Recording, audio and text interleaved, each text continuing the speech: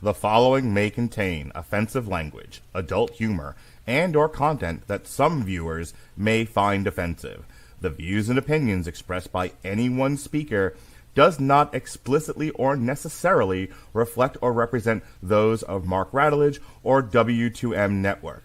Please listen with caution, or don't listen at all.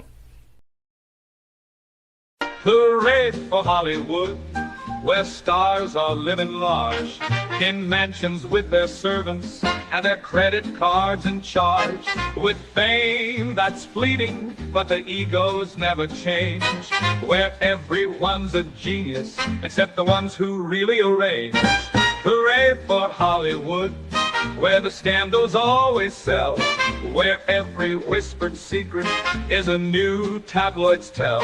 Oh, how we adore the endless red carpet galore. Hooray for Hollywood, where less is always more. Yes, indeedy, less is in fact always more. Hello, and welcome to Damn You Hollywood. Ladies and gentlemen, boys and girls, children of all ages, you are listening to a Radulich and Broadcasting premiere podcast, Damn You Hollywood. And here's your host. His name is Malik, and he's unique in other words of choice. He's rolling down the street, smoking Indo, sipping on gin and juice, except, well, not really, because he's more of a tea guy. He ain't a player, but he crush a lot. Well, mostly the dreams of poorly prepared MMA fighters and bad movie directors. Yo, if you got a problem, he'll solve it by explaining in painful detail why your argument is flawed. Some call him the Big Papa, and some call him Slim Shady, but the truth is he's just here so he won't get fined. And if you don't Pretty know, much. now you know. You can call him Aloysius Davidonder Abercrombie, which is long for mud, so I've been told. Or just call him by his Christian name, Robert Winfrey. Yay! Well, Americans and soon-to-be Americans, that was a heck of an intro. I was gonna say, at one point I was like, Jesus Christ, how long is he gonna make this last?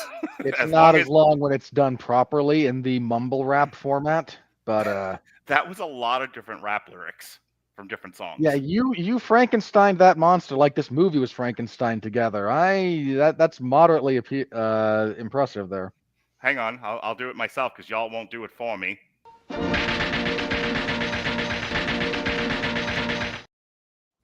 I'm so proud of myself. I mean, I would do that, but I don't actually have access to the soundboard, so. Fair. Robert, what are we talking about tonight? Well, before I get to that, just so everyone knows, Alexis Haina is with us again as not always, but as frequently. So, Alexis, how you doing? Doing good. Well, tonight we're talking about Captain America: Brave New World. Captain America: Brave New World is a 2025 American superhero film based on Marvel Comics featuring the character of Sam Wilson, a.k.a. the new Captain America. Produced by Marvel Studios and distributed by Walt Disney Studios Motion Pictures, it is the fourth installment in the Captain America film series and a continuation of the television miniseries The Falcon and Winter Soldier, and the 35th film in the Marvel Cinematic Universe. The film was directed by Julius Onah from a screenplay by Rob Edwards and the writing teams of Malcolm Spellman and Dalan Musson and Onah and Peter Glanz. It stars Anthony Mackie as Pretty Sam sure Wilson. I have a writing credit on this thing at this point. At least. Alongside Danny Ramirez, Shira Haas, Carl Lumbly, Xosha Roquemore, Giancarlo Esposito, Liv Tyler. Oh, for Christ's sake, she's not being included in the main cast list. Tim Blake Nelson and Harrison Ford. In the film, Wilson investigates a conspiracy, I tell you, involving clearly President Thaddeus Ross. Ugh. Okay, so everyone understands kind of what's about to happen here. Mark has producer credits and editorial power that the rest of us do not. So a few days ago, he says to all of us, guys, we've beat this thing to death already. We've talked the budget. We've talked the hellish production cycle. We've talked now, and now, Disney is out there lying through their teeth about all of that. It must be in the contract if you direct a Disney movie that you must carry all the water for them forever about everything. Yes, I believe every single I person believe who the is smooth Disney, Every single person working for Disney is Mickey from Fantasia carrying just tons of water buckets. Because between Let's this face direct, it, they're nothing but the broomsticks who some poor sap is just waiting with an axe.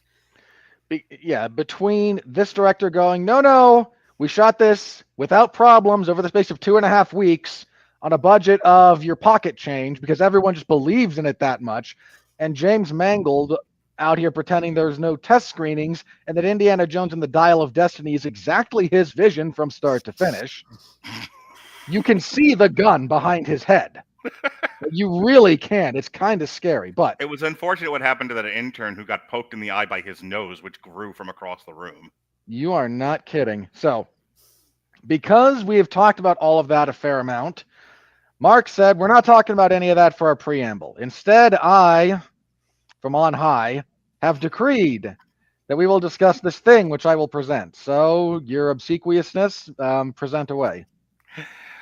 Yeah, before I get into it, just really quickly, I did something I don't normally do. I spent a week on YouTube reviewing a bevy of other podcasts, other movie review sites that deal in the culture war, and it's a giant pile-on session. Everyone is kicking the piss out of this movie, rightly or wrongly, and we'll give an objective craft review shortly. But everyone was prepared because they're all upset with the way Marvel has gone for the past couple of years and ostensibly how it's treated its lifelong comic book fans. So everyone's like already got the bats, and the brooms because it's a bar fight ready to go. And I watched this and I'm like, I don't want to be a part of this. I just don't. Whether rightly or wrongly, one, as Robert said, we've already covered it. I didn't want to cover it a third time and have Alexa shoot herself live on the podcast. Which was a possibility. Oh, But also, honey, you give me. It's like you don't give me enough credit. I would find a much more disturbing way to off myself. excellent. I love the casual mentions of suicide that I've developed on this podcast over the years. But like I said, we beat it to death already, and I was like, there's got to be another thing to talk about. Like if I think long and hard about this, there has to be another angle for which to attack this thing that every other white male hairy-faced nerd hasn't already gone over ad nauseum. And then I thought about Blade, speaking of white hairy-faced nerds. And and I was like, I'm wondering how much of the problems they had getting Brave New World together affected the development of Blade. For those that don't know and are like watching because you're like one of us and you don't really understand, you don't know, or you're not familiar with the Marvel development history. So Blade was a character from Marvel Comics. It was made into 3 movies starring Wesley Snipes. The rights came back to Marvel during the Fox purchase. He had a cameo in the last Deadpool movie, and they have been trying to get together a Blade movie for 5 years now. He had a voiceover cameo at the end of Eternals too. At least that was Mahershala Ali saying that line. So this has at least been in pre-development since It's been 2020. They brought him on stage like pre-COVID. Mhm. Yeah. To do put the hat on and hey, we're going to try to make a Blade movie. So we're talking 5-6 years minimum. Yeah, they got Mahershala Ali out of the Luke Cage Netflix show, which is pre-2020, and they said, "All right, you're the new Blade." At the Which time, is fine. like I He's said, an awesome actor. so at the time, that this was going on, they'd already been working on Falcon and the Winter Soldier, which got held up because of COVID, and it came out, I think, later in the year 2021.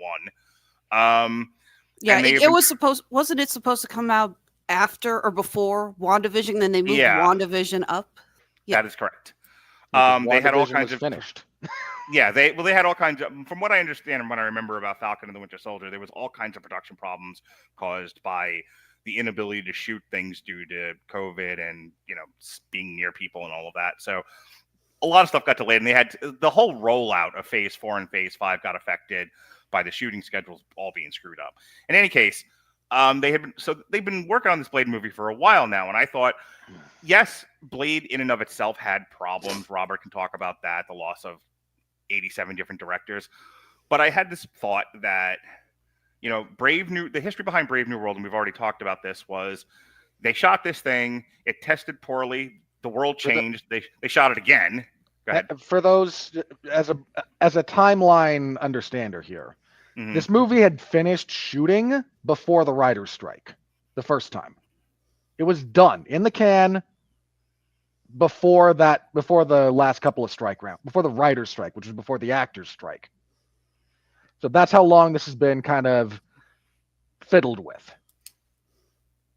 So that was 2023, by the way. Was Yeah. the writer's strike. So before that, this movie was done. Right. They had finished principal photography prior to the writer's strike going into effect. So they test screen it. The world changes. There's different things happening, and they essentially shot the entire movie over again, which is exactly what happened with Indiana Jones, which is why that movie cost an astronomical amount of money.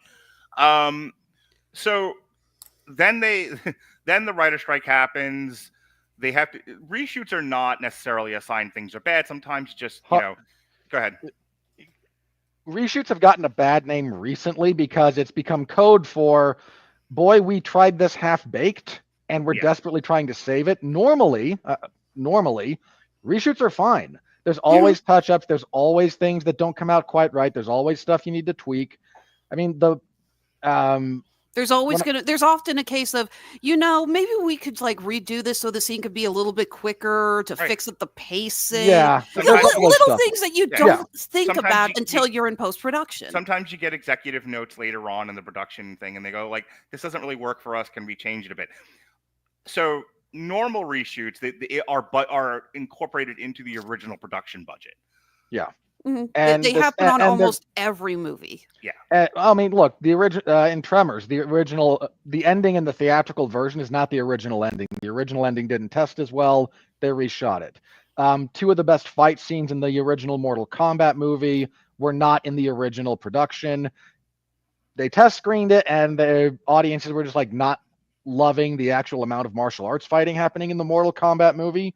So they got Robin Shue and a few of the guys back together, and they choreographed the second phase of Scorpion versus Johnny Cage. So everything that takes place after they warp into his realm is a reshoot. And Liu Kang versus Reptile. Those are all pickup shots that were done. What happened with this movie beyond, I'm going to give them some credit. Some of this I'm sure was normal reshoot stuff, but there's also reshoot your movie because it's testing badly. And, now we're having to create entirely new set pieces and parts of the movie because we can't put out a product that is testing as badly as this one did. And I thought about all of that, and I said, what if the changes in political climate, the changes in the fan reaction to the Marvel product, and other goings on in the world affected the Blade movie? And I threw it into, as everyone now knows, and maybe you haven't, I named my AI Fancy because that's who I am as a person. And I threw it into Fancy, and I said, I'm curious if there's any literature, any articles out there that link the problems in production for Captain America: Brave New World with the cancellation and retooling of Blade, which, if you don't know, they recently took Blade completely off the schedule. I'm sure eventually it'll reappear, or maybe not, because it's looking like Secret Wars is the end of the road, and that's 2 years from now. So who knows? Can I just say my thing about Blade real fast? Yeah, go ahead. You jump into the. Yeah. Look, at this point, Blade's just Gambit. Yeah, I kind of had this similar thought. I'm like, I'm gonna get tarred with the Gambit thing again because. No. This is not about you. This is just let's consider the circumstance for a minute here or two, shall we? Mm-hmm. What does Blade not have? No director, no script, no production schedule, no locations, no shooting schedule, nothing. Yep. What you have is an exasperated lead and time going away. We'll say Mahershala Ali basically said, screw y'all, I'm going to go over to Universal and start the next Jurassic World movie. Good for him. Well, star is a bit of a stretch there, but that's the term. I didn't call him the star, but he is starring in it. Yeah, that is the term. He is one of the main cast. Yes. So yeah, I have a sneaking suspicion they might incorporate him somewhere in the next two Avengers movies, just because they're going to bring everybody in the world in these stupid movies. But except everyone who already signed off, apart from Robert Downey Jr. Yeah. But I don't think we're ever going to get the actual Blade movie at this point. I think time has run out. Based on what's currently being released. So to your point, let me I don't think there was a lot of like cross-cultural issues with Blade the way that there would be with this, because we'll get into this when we get to Brave New World. This movie was written to chase pop culture trends. If you look at like the tenor of it, it is very much chasing an assumption about the world. Now, that's not always. Hang on. Now, I'm not saying whether that's good, bad, or otherwise. I'm saying that was what happened with this movie. I'm laughing because I'm sure at some point in the writers' room they were asking, "Is there any way we can make the Red Hulk orange?" No, of course, of course. That's not even a question. Yeah. Like, Thankfully, someone with editorial mandate went, "No, it's the Red Hulk. He has to be red." Right. Even if I agree with you, we can't misname him. This is not the one guy with the orange ring over at DC. Right, but I have a women's studies major from college. Can he please be orange? Like, stop it, Susan. All right. So. Well, hang on. But my point there is, Blade didn't have that problem. The Blade movie is not chasing a political message, or as it shouldn't. The fact that this group of chuckleheads can't get set it in the 60s or 70s, and you make Blade a badass who kills a boatload of vampires. Yeah. And we can't get this off the ground because rumor has it, and I tend to believe, at least maybe not specifics, but there's enough smoke in this instance. The original scripts were like, well, okay, it's Blade, but isn't there a female character we can really make the lead the same way we tried to make America Chavez the lead of Doctor Strange? You took the words right out of my mouth. They've been doing the same bullshit since Doctor Strange, and it's only because they couldn't do it with the Eternals or Black Widow. Whereas we have to gender swap the lead. All right, so I would say where most fans have just been saying, for the love of God, give us a team up on Disney Plus with Blade, Black Knight, and Ghost Rider. Let us have the mystic fighting Marvel superheroes all work together. That would make every single fanboy cream in their pants. Okay, here's my prompt. Could we infer, based on changes in political and entertainment climate, that the problems that forced the reshoots on Captain America for Brave New World, or what led to putting off Blade because the ideas and themes going into that movie reflective of exactly what was going on in Captain America, and now they have to retool everything to reflect the current climate? May I actually make a statement on that? Sure. My theory was actually that I don't disagree about the reshoots. I haven't even made my comment yet, but go ahead. My theory was not that they had to change was not changing so much for the political climate. It was, we need to take away everything that could potentially trigger political climate, which is why 90% of this movie is a cut, copy, and paste of Winter Soldier. We could reasonably infer that shifting political entertainment industry trends have influenced both Captain America Brave New World and Blade, leading to delays, reshoots, and retooling. While there may not be a direct documented link between the two, both films appear to have suffered from a broader recalibration of Marvel Studios' approach in response to the industry-wide shifts. I'm not going to read the entire thing here, but political and social climate adjustments. Blade was rumored to focus heavily on themes of race, colonialism, and gender dynamics, with reports suggesting that early scripts sidelined Blade himself in favor of a younger female co-lead, which is what Robert was talking about. Yeah. If Marvel has decided to pivot away from the overtly identity politics-driven storyline due to audience fatigue or backlash, then both films may have required reworking to better fit the studio's recalibrated strategy. Under entertainment industry changes and audience shifts, the Marvel Cinematic Universe has been under scrutiny following audience rejection of projects perceived as prioritizing message over storytelling, and these movies they cited are The Marvels, Eternals, and Secret Invasion. I think we all want to forget Secret Invasion exists. I didn't even watch it. I assigned that garbage to you. I'm actually convinced that Marvel has just swept that. I am convinced now that Secret Invasion is joining Song of the South in the closet of "We shall never speak of this again." It is now part of the infamous shortcut. The Blade reboot was being developed during a period when Hollywood was pushing hard on the representation-first storytelling.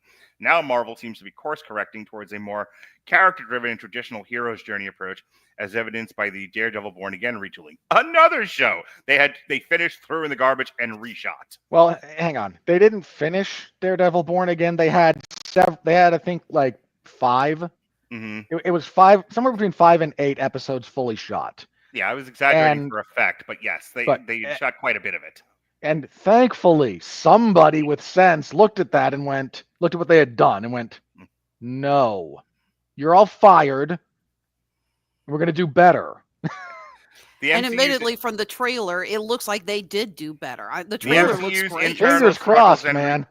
The MCU's internal struggles and restructuring. Kevin Feige and Marvel Studios have recently restructured how they develop projects, scaling back the rapid-fire production schedule.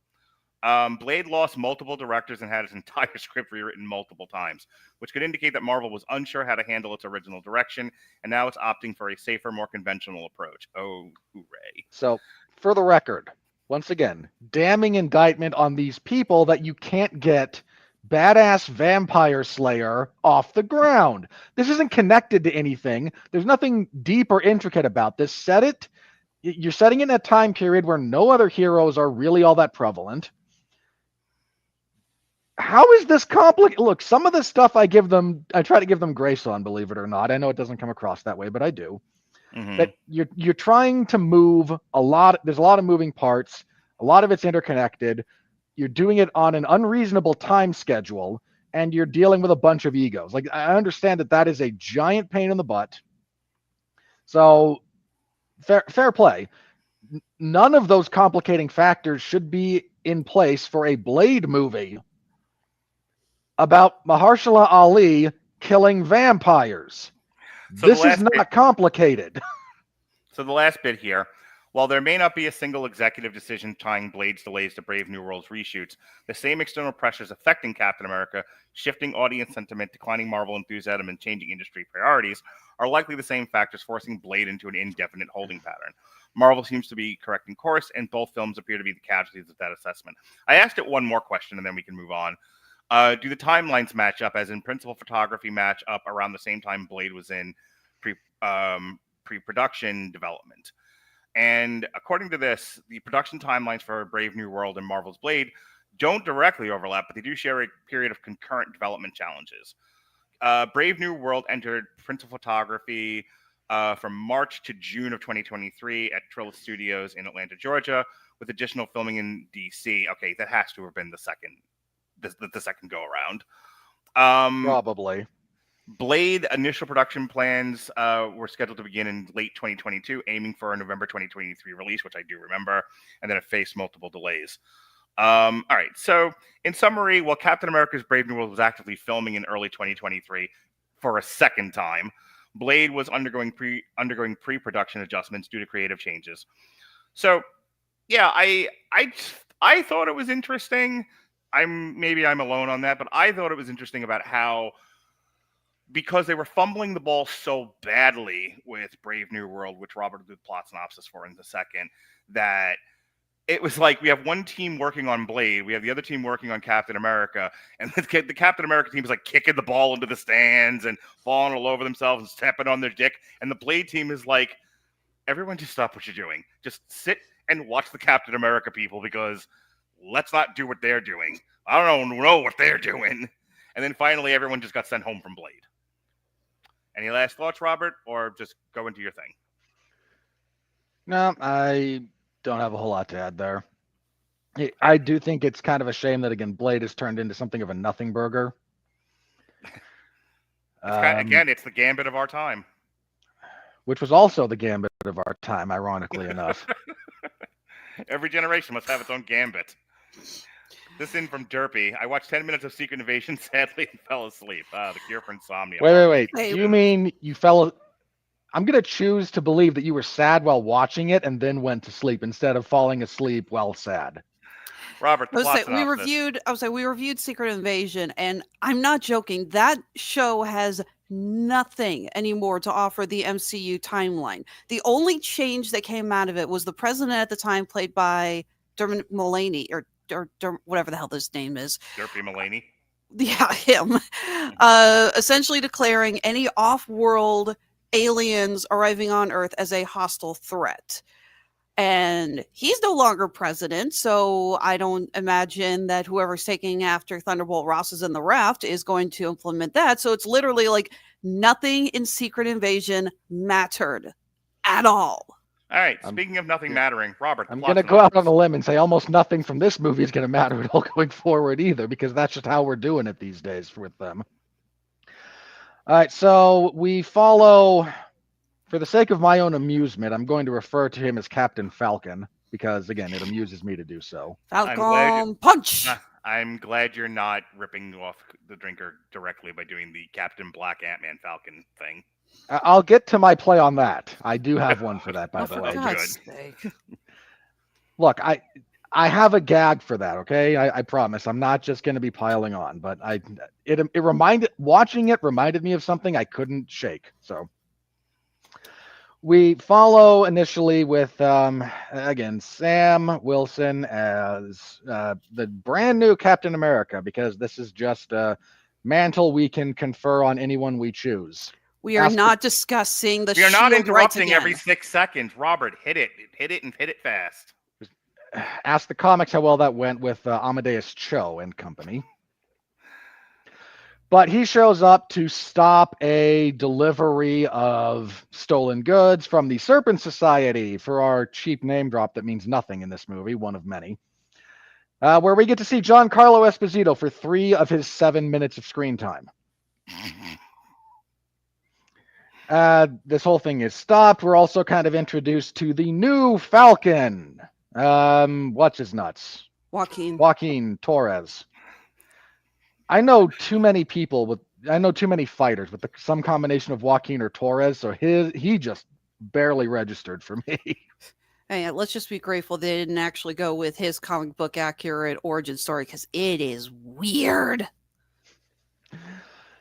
So, the only one to escape this attack is Giancarlo Esposito, so we can try and badly recreate Bucky's attack on the bridge from Winter Soldier, because boy, is there a lot of that in this movie. Say, that's what I said.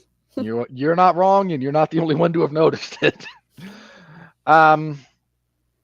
Also, Thaddeus Ross, Thunderbolt, the Hulk Hunter, initially played by Sam Elliott in Ang Lee's Hulk, then played by the late William Hurt in a couple of MCU projects, and now played by Harrison Ford, has been elected President of the United States. And the long and the short of this one is he invites, after retrieving this stolen canister, which contains a sample of adamantium that belonged to the Japanese, more on that in a minute. For the successful retrieval of this, he invites Sam to the White House, and Sam gets him to extend an invitation to Isaiah Bradley. If you don't know who that is, you didn't watch Falcon and the Winter Soldier, and you're probably a little bit better off. But he was... If you didn't, there's a nice little bit of exposition in this movie. There's a lot of exposition in this movie. A whole lot of as you know, or as previously established. Was one of the original people that was experimented on to develop the super soldier serum, and he's a little bit bitter about a lot of things, understandably so. But Sam gets him an invite to the White House as well, so him and Torres and Bradley all go to the White House for the big summit about Celestial Island. You remember that big old landmass, the birthing Celestial in the Indian Ocean from Eternals? No, you don't, because you didn't watch Eternals. Nobody did, except for Mark and I, because we had to review it. Anyway, we're finally addressing that thing, because in that thing is adamantium. It's more indestructible than vibranium. You can just shoot whoever wrote that right in the kneecap. At this present, but Ross is here because he's trying to generate a big treaty between a bunch of the major nations that we're all going to share this thing, so we don't have a war over the brand new resource, because that would be bad. And the French are kind of on board. I assume they're there as a pity vote. The Indians are on board because they're the closest. And the Japanese are here because it should be the Chinese, but Chinese is a market that Marvel doesn't want to piss off, so it's not Chinese, it's the Japanese, and they're the ones we get into a conflict with. Never mind the silliness of the Japanese pissing off the American military. We dropped the sun on them twice. Don't touch the boats. But here we are. So but at this big presentation where the treaty is about to be finalized, there's some flashing lights and some music, and a handful of people stand up and start shooting at world leaders, including Isaiah Bradley. All of these apparent assassination attempts are stopped, including by a woman the size of a small child and some very accommodating stuntmen, which is a real pet peeve of mine these days. But no one is actually killed. All the world leaders are saved. But now Isaiah Bradley's back in jail, and we feel bad for him. And Ross is a little bit twitchier now, and the Japanese are like, you know what? We're out. We can't trust you. I got shot at in the White House. Understandable reaction in some respects. And no, we're out. And Sam Wilson goes to the president. He goes, look, man, something's real fishy here. Let me have a look at this. And he goes, the optics of Captain America investigating a close friend who tried to assassinate a world leader. They don't look that great. And we saw Winter Soldier. It worked out just fine, buddy. But because this movie is nothing but a series of references.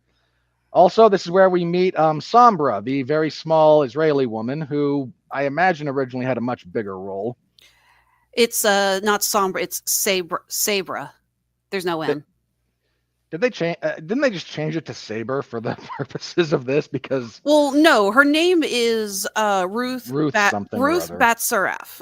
Yeah, in the comics, she is the first Israeli superheroine. She's a mutant who has energy transferring powers.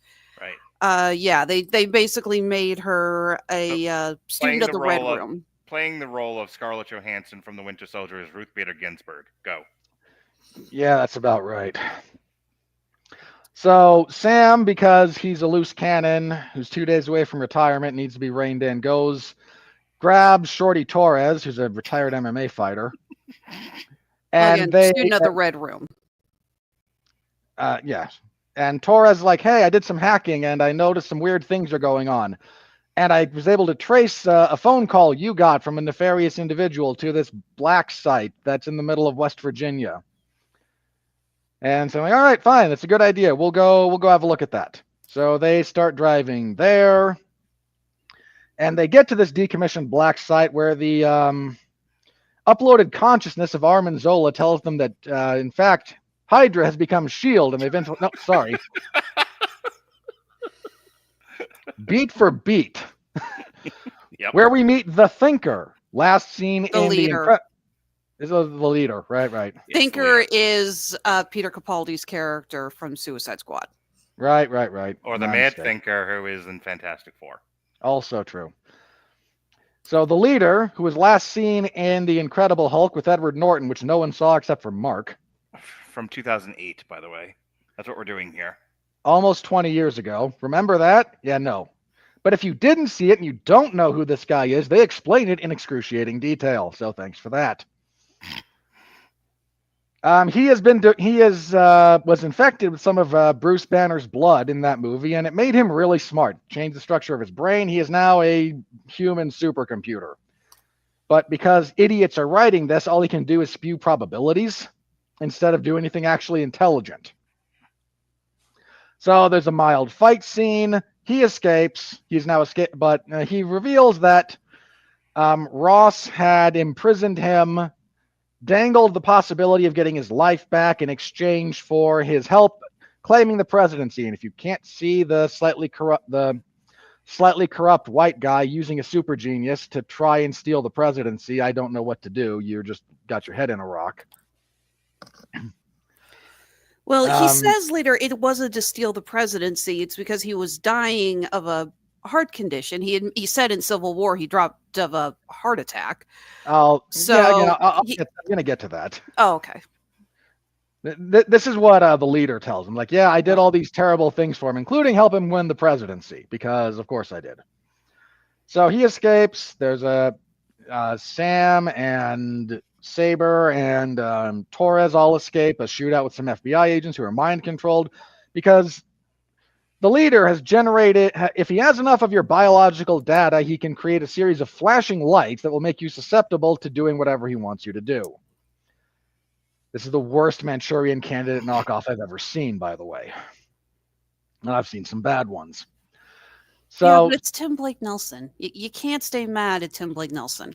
As an actor, absolutely not. The character design is terrible, but that's a whole other thing. Him, I can't be too mad at, you're right, as far as his acting goes. Anyway, they escape around the same time. Ross travels to Japan to try and get the treaty back online because he really wants this to work out properly for everyone. And the Japanese are like, no, you see, we now know that it was you who stole our adamantium and then returned it to us. And he's like, buddy, none of that makes sense. Why would we do that? And he goes, I don't know, but I don't trust you anymore. So there will be no treaty. And Ross is getting more and more angry about all of this, somewhat understandably so. And we get another interaction with Giancarlo Esposito where he explained that he was, because again, he did attack Sam Wilson at one point, again, trying to recreate Bucky's attack on Cap on the bridge. And now that he's in custody, he explains to Sam a little bit what happened. He was paid by the leader to steal the adamantium from the Japanese, but he was paid out of a CIA slush fund, so it looks like the Americans set this whole thing up to sow discord between the two nations. And now everyone's racing to Celestial Island because if we're not going to work together, we're going to fight it out. And you know what? That's a reasonable conclusion. So everybody heads there, including the president on one of the aircraft carriers, which is real dicey for all kinds of reasons. We get a big action set piece over there where Falcon and Captain Falcon fly around. They dispose of some missiles. Everyone kind of backs down. The leader almost gets Ross to turn into the Red Hulk, but he doesn't because Captain America saved the day. Then when Ross is doing a press conference to announce the signing of the treaty and everything being fine, the leader turns himself in so that the media will presumably do their jobs, and I laughed very hard at that, and question him about, what do you mean there's this mutant that you've been exploiting? And then Ross gets really, really angry, and he turns into the Red Hulk, and he trashes part of the White House, and he goes on a very small-scale rampage, doesn't even break up Harlem. Falcon shows up. But he ransacks the cherry blossoms. There's a lot of them. During our big final other action set piece, Torres got shot out of the sky because... Okay. He got cocky, got too close, and we needed took an explosion. We needed some deniability about the plot armor surrounding everyone. So see, he got hurt. Yeah, he's Rhodey 2.0. Except in this case, he'll have to be a superhero in a wheelchair for diversity instead of getting Stark Tech to walk and no selling it like Johnny Gargano. He's not paralyzed. I'm making a joke. I know. So Sam goes to fight Red Hulk, which should be a one-sided ass kicking, but isn't. And with the power of Steve Rogers' shield, Ant-Man's helmet, Falcon's wings, and some Wakandan vibranium, he transforms into Captain Planet and is able to fight the Red Hulk to something of a stalemate. Then, because Red Hulk is still angry and Captain Falcon has been injured, he walks off more stuff than your average professional wrestler. He goes up to him and pulls a Naruto and does talk no jutsu to get him to just stop being angry and being the Red Hulk. And then you're the only one who would get that reference, Alexis, and I appreciate it. So thank you. My nephew's middle name is Sosuke. Of course I get that reference. But Ross quits being so angry and he gets sent to the raft because he's not stable. And the White House starts being rebuilt, and Bucky shows up to do the umpteenth iteration of, no, Sam, you really are Captain America, because boy, does this movie protest too much. And I don't know how he's going to go from running for Congress in this movie to being in your Suicide Squad knockoff in a couple of months, but yeah, we'll figure it out. I asked the same thing when we left the theater. We'll deal with it in May. Because of all the stupid things. Isaiah Bradley gets out of prison. Sam goes to see Ross at the raft and goes, it was so nice, Mr. President, to watch you take full accountability for your actions. And I vomited. Look, I'm happy to call out conservative wish fulfillment in filmmaking. If you want to say Death Wish is like just conservative fan fiction, I don't disagree with you. It's a fair criticism. That line is liberal fan fiction of the highest order and is just sad. Liv Tyler shows up because the whole movie's had an undercurrent of Ross. Wilson questions him a little bit on the aircraft carrier about, like, what were you doing with this maniac? And he goes, I was dying. My heart was giving out, and he was the only one who figured out a way to save me. But the pills I had to take were also seeping gamma radiation into my bloodstream, and that's why I turned into the Red Hulk. That's why he's in the raft now. But he wants to reconnect with his daughter, and he's trying to not be the same jackass that William Hurt was supposed to be playing, but played kind of badly because they didn't give him proper direction, because William Hurt was a really good actor. Oh, I loved William Hurt as Ross. I thought he was perfect in the role, honestly. Again, not bad casting, but badly written iteration of that character. Agree to disagree. The fact that we couldn't do as good as Sam Elliott or the cartoon version from Avengers Earth's Mightiest Heroes, which is that cartoon version of him is probably still the high watermark, is my hunch. But again, he's been trying to change and reconnect with his daughter, and finally at the end, he gets to talk with her through the bars of the raft, because bringing a civilian to a highly classified military prison for supernatural beings is hunky-dory these days. And that's it. That's the movie. And then in our post-credit scene, the leader, who's been arrested now, looks menacingly at Sam Wilson and goes, "They're coming. The bell cannot be unrung." No, sorry. That was Jesse Eisenberg. He says, "The multiverse. They're all coming, and my head hurts," and the annihilation wave. And nope, sorry, different version of the leader. The multiverse. It's bad. It's real bad. That's really all he's got. And that's it. That's the movie. Okay, so I went into this and I was not excited. Because then watching a week's full of Critical Drinker and his army of incels bashing this movie, I was like, ugh, just, I was Jin Urso, just fucking, let's just get this over with. Not even like my kids were excited. Like, we're happy to be here, but like, ugh, this movie. They liked it, and this is important for the following reason.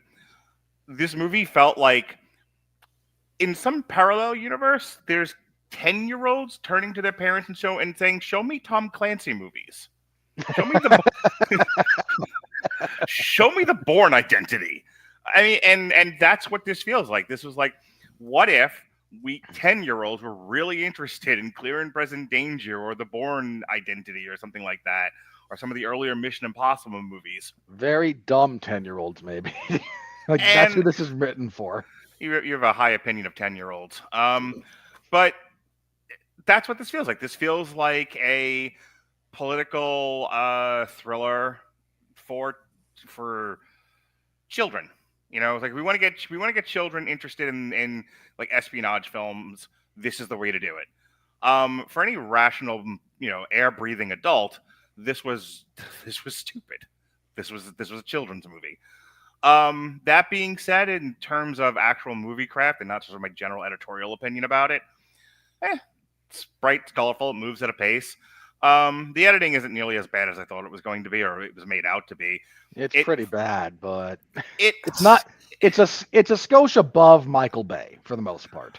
When I mean the editing, I mean when we watched Indiana Jones and the Dial of Destiny, it was very clear where the stitches were. Yeah. It's less clear where the stitches are in this particular Frankensteinian monster. Well, the first Ant-Man movie too, like very. Yeah. Oh, yeah. Oh my God, the Ant-Man movie. It's not stitches. It's Dogman. What Edgar Wright shot and what the fuck his name did to Ant-Man. It is very obvious it's two different movies. This feels like more of a singular, coherent movie than those two examples I gave. I mean, yeah, more than those. Yes, I'll give you that. Here's the thing. I think if you are not steeped in this, it's less obvious than we think it is. It's way obvious to us because we know what they changed. But I was trying to give it an objective benefit of the doubt, and for the most part, I would say there's a cohesive narrative here. It's stupid. It's written for dummies, but it's cohesive. Everyone's motivations are of the simplest sort, but at least they're there. Like I said, it's there enough that a child could follow it, and they did, both of mine. And so I'm sure any of the other children that were in the audience with me, with the yawning adults. They don't give anything. They don't give anything interesting for Anthony Mackie to work with. He's Ray Palpatine. We have decided that you are the bestest amongst us. And he goes, okay, so I'm the bestest. All right, fine. If that's what you want me to be, then that's what I'll be. And he's doing those things. And that also goes for his fighting. It's like, we're going to attach a wire to you. We're going to throw you. We're going to throw you around hither and yon. You're going to hit your marks. And he does. It looks not interesting at all. But it also looks not interesting at all because it's the 33rd in this series. And it feels like Marvel has just given up. It's like their version of action is kick a guy out of frame. And that's it. That's what he does. The actual aerial stuff that he does looks kind of cool. That was about the only cool thing in the movie. Harrison Ford is trying. I liked him as General Ross more than I liked him as Indiana Jones. At least here, he was trying to be alive and make amends as opposed to just leave me on the beach to die. So, well, again, Ross in this movie is slightly better written than that version of Indiana Jones, and boy, is that a sad thing to say. Yeah. Harrison Ford is making the best of what they gave him. They were clearly going for a Trump analog with him, and then they couldn't go with a Trump analog because the man was elected in a landslide. And so, oopsie. And so instead... the original version of this script was written with the understanding somewhere in everyone's head that Joe Biden or Kamala Harris won. Yeah, then they didn't. And then their entire vision of the world shattered, like the fucking Death Star. And they went, well, we have to fix this now. So Harrison Ford's General Ross is entirely carried by that performance because his character is not interesting at all. And it kind of also gets by on nostalgia. If you've seen like the Civil War or the Hulk, you kind of get a feel for what this character at least was once upon a time. And that's kind of getting him over the finish line, but just barely. Outside of that, the stupidity surrounding the general overall plot of, there's this thing, it's sticking out in the middle of the ocean, and we're all fighting about it, and we're trying to lock this up so that it doesn't cause World War III. Sure. I mean, look, you've already said it. Obviously, that was supposed to be China, but they got to sell this movie in China, so it can't be China. So instead, they went with China's worst enemy, and it's Japan. And that's hilarious because, again, talk to any Japanese person, they're just like, no, we've already learned our lesson. Don't touch the boats. So there's no fucking way they do this. But again, if you're 10 and you don't quite understand what happened in World War II and what happened after, it's fine. Japan, Korea, Vietnam, Laos, Cambodia, all the same place. So, you know what? That's only the second most racist way you can describe that, for the record. The most racist is to be able to differentiate all of them by just looking at them. Sure. Outside of that, my actual viewing experience of this was I wasn't bored. And I've been bored in the last couple of years watching a lot of these things. Like, I can't wait for this to be over and come in here and kick it around with Robert. I left with a profound sense of meh. Like, it's a mid 2 for me. Wolfman was a low 2. Flight Risk was a high 2, and this is a 2-2. This is a solid 5 on a 10-point scale. It is the most basic, average, white bread, fucking plain as day. Just it's a Marvel product to be put in Walmart, and it is utterly. It's like, okay, but what did you want? I don't know, a movie with a vision. I would have preferred, honestly, and I know I'm probably like in the minority with this in terms of, people would rather see themselves reflected on screen than see anything with a vision or bravery. So I'll stand in the small circle of people, who are grown-ups and say, I would have preferred to see what the original vision of this was captured on screen. Damn the consequences. Give me Orange Hulk going, I speak the best words, and grabbing people in the pussy. I would have preferred that. I would have. The end is still the same with Anthony Mackie just lecturing him until he gives up and commits suicide. Yeah, right there on film. I would have preferred the anti-conservative screed this was supposed to be, and the celebration of everything African American. I would have preferred that. At least that had a vision. A couple years ago, Robert and I reviewed the new Candyman movie, and I said, short of the stupid ending, I loved that. I loved Candyman. It had it in. I don't necessarily believe in everything the director and writer had to say in Candyman, but who gives a fuck what I think? They had a vision. It was very straightforward. It was very concrete, and that's what made me love that movie as much as I did. Same thing with Halloween Kills, as stupid as that was. It was like, at least you're making stupid. at least you're making a point. This one was like the kid sitting in the back of the class, afraid to raise his hand for fear of looking stupid. And I'm like, you know what?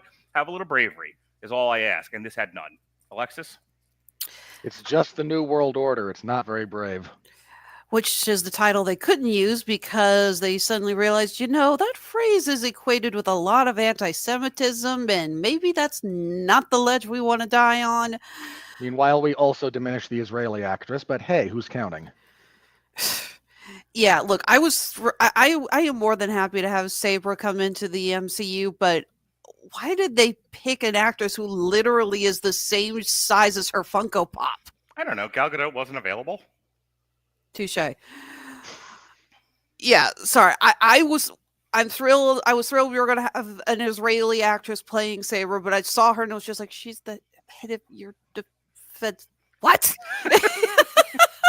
Actually looks like a small child. Yeah. Like, I didn't say that to be mean. Like, yeah, look, I didn't bring it up because I don't care enough at this point. Girls the size of, my son's leg can take out the entire fucking Philadelphia Eagles. Yeah, I get it. I just don't. It's so stupid. I don't care enough anymore to comment on it. Yeah, I'm not saying that all female fighters need to be built like a fucking Amazon, but I really do have a hard time believing this very tiny, tiny, tiny little woman was able to do what she did. Yeah, we get it. All right. So what do you think of the movie?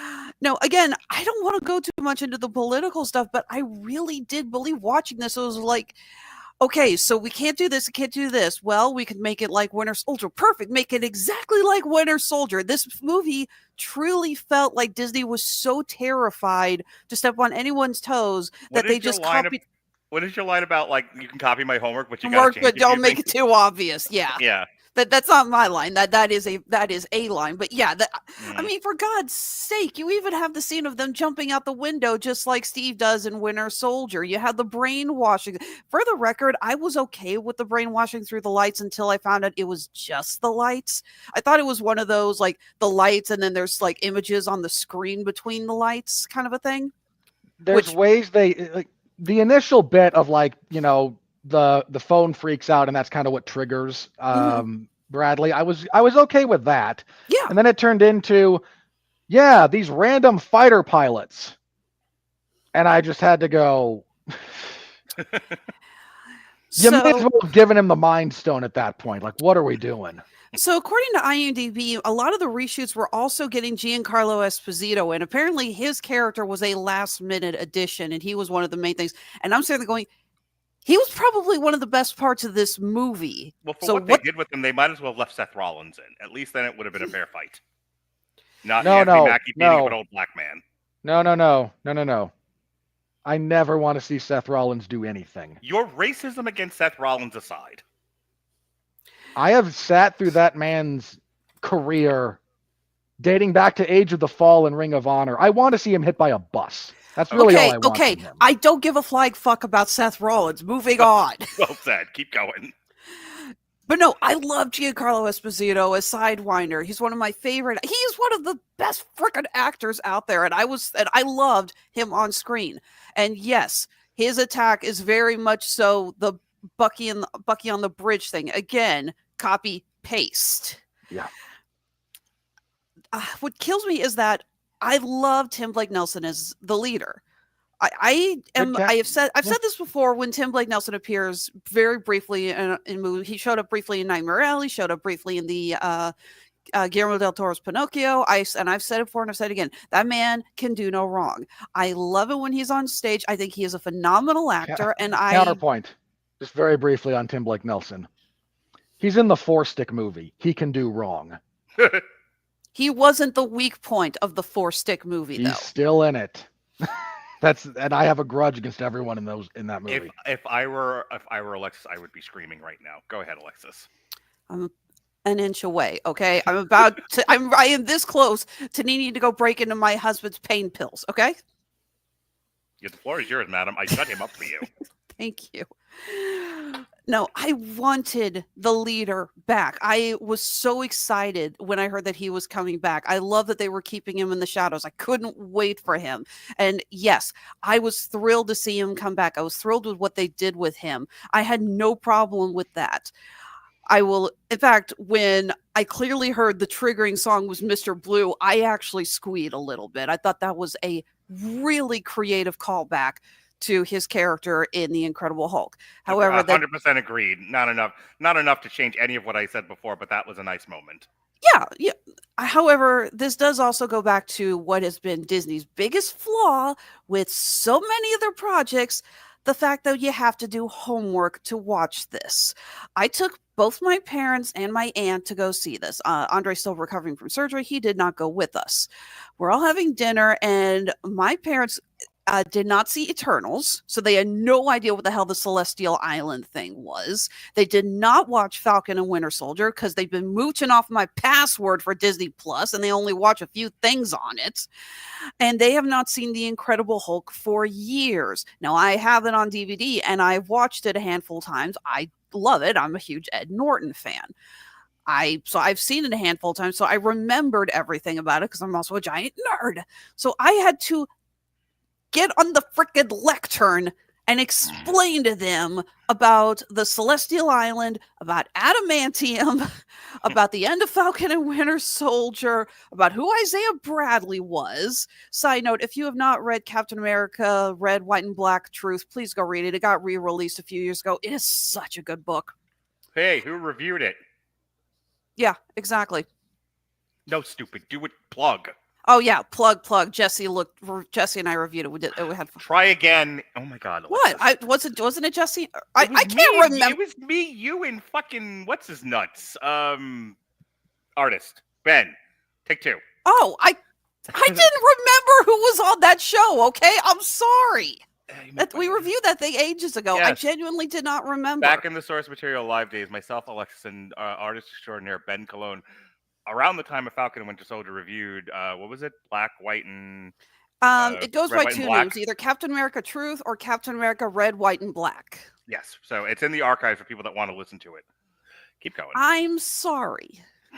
Cut her some slack. That was like 2 strikes in a pandemic ago. Like it borders on the before time, Mark. At this rate, it pretty much does. No, seriously, great book. Yeah, I love seeing Isaiah Bradley come back. I love Carl Lumbly. He's such a good actor. He has this tragedy. Can't find good help these days. Patooey. Sorry, keep going. I love seeing it. I love that they brought him back. I do agree. We've talked about this in the chat for months now. Revealing Red Hulk in the advertisement was the stupidest thing they have ever freaking done. It's up there. It's like, yeah, that was the whole climax of the movie. They revealed they showed the climax. So after this fight with the cherry, hell, it actually drove me nuts because then they keep talking about, I used to take Betty walking among the cherry blossoms. I'm like, and he fights among the cherry blossoms in the trailer. Yeah, we all know where this is coming. I'm sorry, I fucking hate that. I really do. The art of the good movie trailer is a dying one and has been for several years. Yeah. I really think the marketing should have focused on teasing Sidewinder and the leader and just completely left Red Hulk out of it. 100% agree. The leader should have been all over the trailer. And again, keep him in the shadows. You do voiceovers. Right. They shouldn't have shown Red Hulk at all. He's got shots with the glowing green eyes where you can kind of see the silhouette of his head. Like, there's stuff you could do. Right. Going over my notes, making sure. I do hope that we Red Hulk sells more toys, is my guess. It still was a stupid idea. Oh, I don't disagree. I'm just trying to figure out the logic. And you know what? This is nobody's going to buy a toy of the leader. They'll buy a toy of Red Hulk. Fair enough. No one's going to buy any toys at all. No kids like this shit anymore. I'm aware of that, but I'm trying to figure out their logic. What else you got, Alexis? Again, I do hope we see more of the leader. I definitely want to see more of Sidewinder. I want more of the Serpent Society. I don't know what this terrorist group is called. I mean, they completely waste it. They apparently cast a bunch of other actors as other members. What's her name? Rosa Salazar. She was a Battle Angel Aelita. She's one of the terrorists, and she's got like one line in the movie. Her role is on the cutting room floor. A lot of people's did. Yeah, and very clearly. Yeah, the big fight with Copperhead. That's the burly guy he fights in the church chapel, whatever the hell it is. It's like, again, these are all really cool characters. They really should have had more fun with this. But this movie does feel like it was Disney saying, it's like, we cannot risk anything. Chop its nuts off. Side note, as far as your complaint about the editing, the only time the editing truly drove me nuts were two significant things. One, whoever did the CGI of the vibranium blade striking Red Hulk, smack him. Yeah. That was really bad. Red Hulk, for the most part, held up, but the shots of him getting hit with the blades, I was like, holy shit, I'm watching a cartoon. And this... Somebody wasted the joke on Twitter on a fake screen cap of, hey, big guy, the budget's getting real low. Okay, that was good. The only other thing I hated was there was these two segments where we had back and forth editing during tension building moments. You have will Captain America stop the missiles before Ross freaks out and hulks out how on the ship? How much better would this movie have been if he had become the Hulk on the sub? No, because then it would have just been a repeat of the Hulk on the helicarrier from the first Avengers movie. Okay.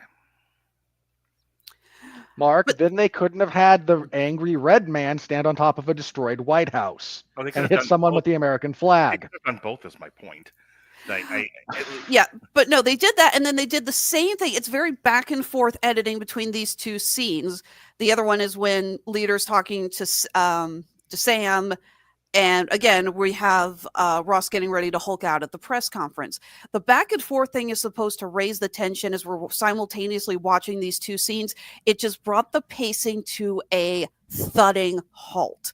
It was really badly done. You can have back and forth cuts between these two scenes to build tension. It's been done before in other movies. It was just very poorly done here. Robert, and I think that's literally everything in my notebook. Cool. Robert, your thoughts? I don't wholly disagree with either of you on a lot of this. I wouldn't give this movie a 5. I would give it more of a 4, but that's me. This is better than the Marvels, and that's really all I was kind of hoping for. Outside shot, be better than the Marvels, and it is. So there's that. This movie unfortunately catches a lot of strays with me at the moment, and because there's a lot in this movie that I am just personally very sick of in movies I see. I'm very sick of bad social commentary that the writers were high-fiving each other over. I'm very sick of that. I'm very sick of copious CGI, having actors do everything on green screen. The green screen in this largely holds up, except for the cherry blossom scene near the end. Like you can see what they had to reshoot with Anthony Mackie because they cut away from everything else to just him with his back again, like on a background of rubble. And it's really obvious. And it's a little bit painful. And I'm kind of sick of actors not being able to interact with anything that they're doing on screen. I'm sick of machine gun editing for action sequences where you can't track anything. I'm more than a little bit tired of padded out muscle suits for your superheroes. And boy, is that suit padded all to hell in the opening sequence for Anthony Mackie. He takes that off and loses like 15 pounds of muscle, like visibly. It's a little bit, again, it's too obvious is my big gripe there. It's too obvious. Shouldn't he be wearing more of a padded suit since he didn't take the super? I'm not saying you're wrong. You're absolutely right that we have had serious problems with that Shazam. But I look at this and I'm like, no, I think if anyone's earned a padded suit, it's this guy. Then it should remain at that padded near the end. When it doesn't, it goes more form-fitting. Okay, fair point. Absent any explanation of why. So there's a lot that in just the movie scape in general, I'm kind of tired of personally that goes on in this movie that lowers it for me personally, maybe a little bit unfairly. Purely fairly, this is, like Mark said, this is a movie for 10-year-olds and not especially bright ones. The tension throughout this movie doesn't ratchet appropriately. There's big stretches of downtime. There's no unifying theme. There's no unifying vision. There's no artistic integrity to this thing. It's been hollowed out. To Alexis's point, like anything approximating balls that this may have had, they gutted in favor of Mark. There's no. Oh no, Alexis's point. Well, she brought it up most recently. I was the one who said this is a they you used the words balls. I said the exact same thing and didn't say balls. That's why I'm giving you that look. Oh, okay. Okay, because I used the exact same phraseology, I credited Alexis. So, but the general point. No. Mark said balls. I said nuts. Okay, well, to the point for both of you, so we can move on from euphemisms for male genitalia. Sorry, Mark. I'm trying to make sure you get the credit. You can see minor hints of a unifying of theme, like Sam is supposed to be struggling with trying to be Captain America, except we already did that badly with Falcon and Winter Soldier. And so it only comes out in a few different places where they didn't bother reshooting everything. This movie tries way too hard to convince you that Sam Wilson is Captain America because everybody and their dog says it.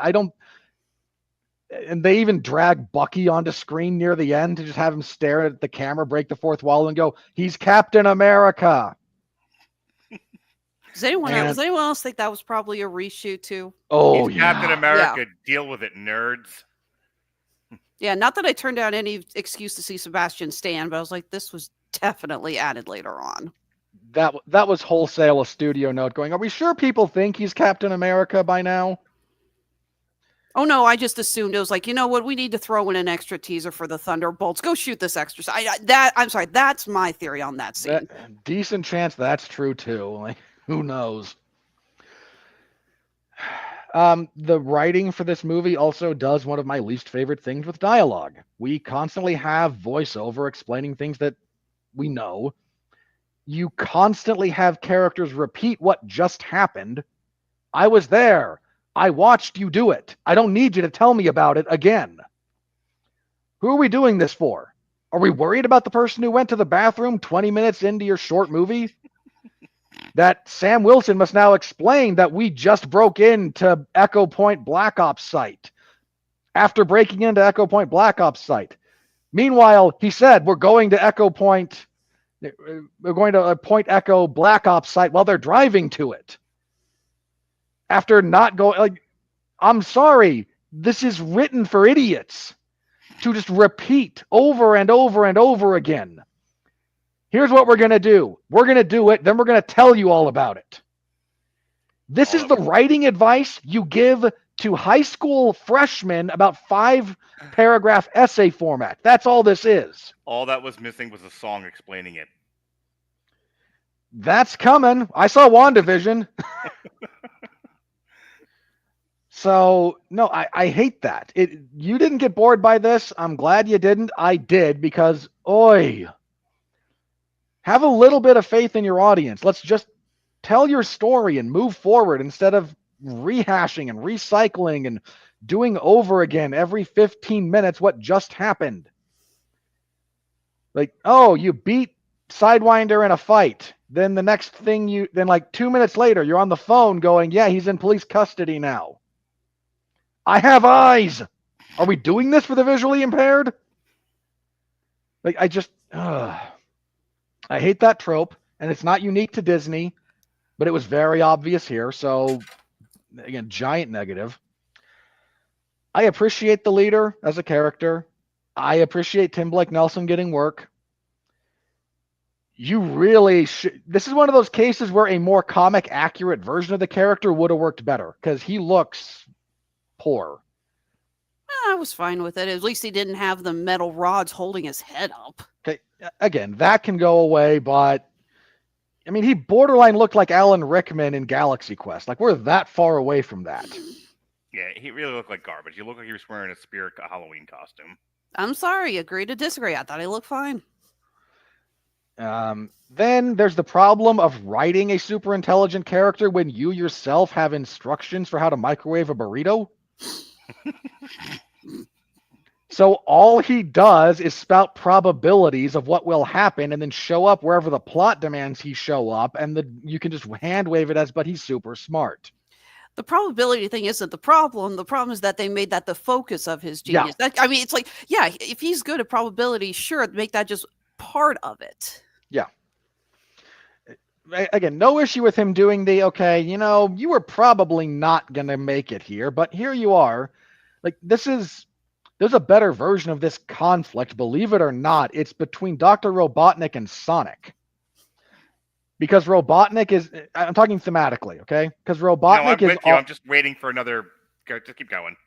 Because Robotnik is all logic. He's all, again, it's robotics, it's engineering, it's logic, it's math, and Sonic is chaos.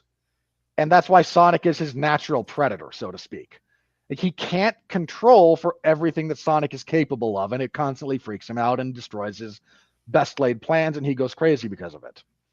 That's sort of what the vibe they're going for here, but Sam Wilson isn't chaotic. He just kind of meanders and outsmarts the leader because the plot says he needs to. And I'm left with just a big shrug. And part of what you've been going for here, and one of the other things mentioned in this movie is Ross tells Falcon, like, you should restart the Avengers. And I'm like, with who? What do you got here? The movie that bombed, the other movie that bombed, the TV show nobody watched, or the 5 people in outer space? Like, what do you have? We're going to restart the Avengers. Okay, who's your first hire? Torres. So we're starting this with 2 basic bitch humans? Never mind that this version of Captain America is closer to Iron Man in the sense that he's drenched in technology. This is a thematic miss for what's supposed to be going on there. And the character of Sam going, I feel pressure about representing for everyone who fought for a seat at the table when he was literally handed everything is just a level of unself-awareness that should be studied. So I have you been watching any of the Echo Chamber? Take a breath. Have you been watching Robert? Have you been watching any of the Echo Chamberlain stuff? I don't know who that is. He's one of the guys that's constantly. He's constantly one of the guys that's on Drinkers Chasers. The podcast that he does. Okay. And I checked out his YouTube channel. I've been checking out like all their YouTube channels to see which one I hate the least. And as it turns out, I really like Echo Chamberlain. His stuff is really good. It's actually worth giving a once over. His video on women are getting weirder is fucking phenomenal. I sent it to anyone who wants to talk to me. It's awesome.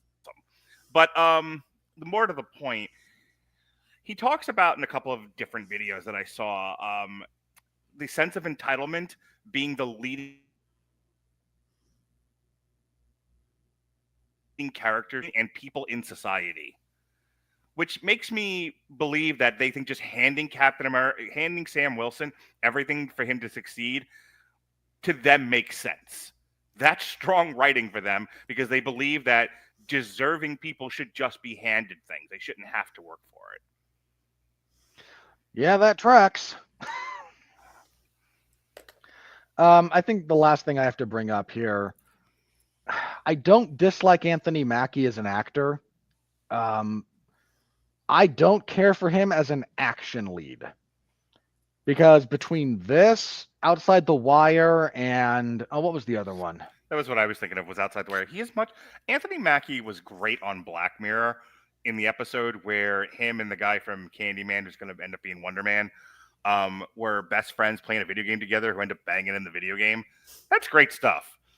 Anthony Mackie, when he has to do like semi-dramatic or like really interesting, almost horror-related things, I think works. As a, and again, as sort of a sidekick who was enamored of Captain America, he was fine. yeah, I don't disagree with you. I think, and he could work, I think, as a lead, but I don't think anyone's ever written anything good enough for him. For the record, go check out Twisted Metal season 1 on Peacock. He's the lead in that, and he is really good in that. Well, my point there is okay, so that's why I kind of walked back, because I said in our pre-show I don't buy him much as a lead, and I rethought that because I don't think that's true. I don't buy him as much of an action lead because I don't think he handles action very well. Something like Twisted Metal, which has this really wicked sense of humor to it, I think he does work well. Like to Mark's point, he works well in kind of psychological stuff that leans either towards horror or comedy, because the line between horror or comedy is real thin. That stuff he actually works well in, and he's a good actor. Like the bits of his performance here that really work are when he can kind of lean into the more dramatic effects. But when he has to carry a big action sequence, like it falls flat for me. That's not really a role he doesn't carry that kind of film in that way. Yeah, here my only pushback on that, and then I want you to wrap this up, is I think all we have to base that on, besides Outside the Wire, which was so long ago I honestly don't remember, and it's also a cheap Netflix movie, is the Marvel stuff, and the Marvel stuff is flat and uninteresting now. I don't know how fair. Get him in a Lionsgate movie with the guy that did Love Hurts doing stunt coordination and shit like that, or get him with somebody who really knows their stuff and does action really, really well, and then see how well he carries it. The problem with Marvel is Marvel isn't doing anyone any favors. Did the line from the Snow White thing? Disney's ruining actors' careers. Yeah, Marvel isn't doing much of a better job either. It is framing a lot of people in beige dog shit. I think they also should have given him a little bit more of humor in this role as well. I mean, they basically said, you know what, we're going to have Joaquin do all the jokes on it. Yeah, I'm sorry, it's a handful of scenes. I'm like, Joaquin is apparently been given the direction. He is a happy puppy. That's funny, actually. Yeah, it's like, look, I've seen this guy in other stuff. The actor's not terrible. So I was at that point, they should have just hired Joe Hendry. Anything else, Robert? No, I got a Joe Hendry reference, and I'm not pleased with myself about that one. But the only reason I know that is because I was re-listening to our companion review earlier today. No, I think that's about it. This is probably not worth. Oh, last thing, because this will dovetail into the money. They're really pleased with the box office returns for this being higher than the first two Captain America movies. To which I say, I paid 80% less to go see those movies. Inflation's a bitch. Again, the stated, don't believe the hype or the propaganda coming out of Disney. The $180 million, I think it is. That's what they're comping to. That's what it says on Wikipedia, yeah. Which was, I imagine, just their reshoot budget. No, it was probably the original stated budget for this, from 20 years ago. Yeah, and it's more between 400 and 500 million. That's when you factor in, especially when you factor in advertising and marketing, it's at least. I was going to say even before. I was going to say before advertising, it's probably around 400 million. It's probably closer to 500 million with advertising. Almost certainly. You know how everyone jokes about finding Walt Disney's frozen body somewhere hidden somewhere in Disney World? Well, someone's going to also find a vault with the actual budget for Brave New Worlds hidden somewhere. That is now on the treasure hunt for lost relics in Disney World. They're going to have to cop to it when they do their investors call, because you can't hide it. Like, you can lie about it publicly to the media. You can't lie about it to shareholders. That's an actual crime. Yeah. Hasn't stopped him yet. And that's the thing, is we already talked about this. The article broke that this thing is going to have to earn $1 billion just to break even, which again tells you they had to have spent up to 500 million all told on getting this thing to the screen. I'm going to say this and then I'm going to hit a button. It is irresponsible to the point of felonious behavior. And with that said, here comes the felonious money. We're in the money. We're in the money.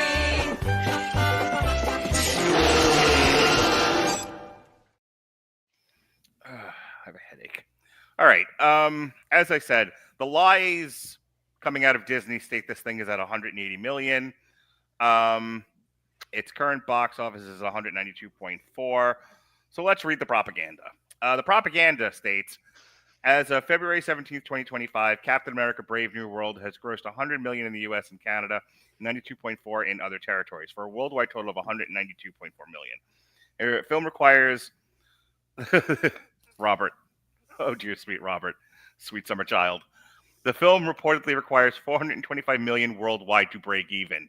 Double it, motherfucker. Double it. In the United States, 425 is probably the budget. They're just hiding it. Oh my God, this is like a hostage letter. In the United States and Canada, the film was released alongside Paddington in Peru. It was projected to gross 80 to 94 million in over 4,000 theaters in its four-day opening weekend. Tracking service Quorum reported early box office estimates for the film in mid-January, projecting that it would earn 86 to 95 million during its opening weekend, more than 100 million across the four-day weekend from Valentine's Day to President's Day. This was similar to Winter Soldier's 95 million opening weekend from 100 years ago in 2014. Further tracking, reported later in January, similarly indicated an opening of at least 90 million. The film grossed 40 to its opening day, including an estimated 12 million from Thursday previews. It went on to debut 88.5 and a total of 100 million over the four-day time frame, topping the box office. Outside the US and Canada, the film grossed 92.4 million from 52 overseas markets, including the top five were China at 10.5, the UK 8.5, Mexico 6.6, Korea 5.6, and France 4.7 million. He's writing hooey. All right.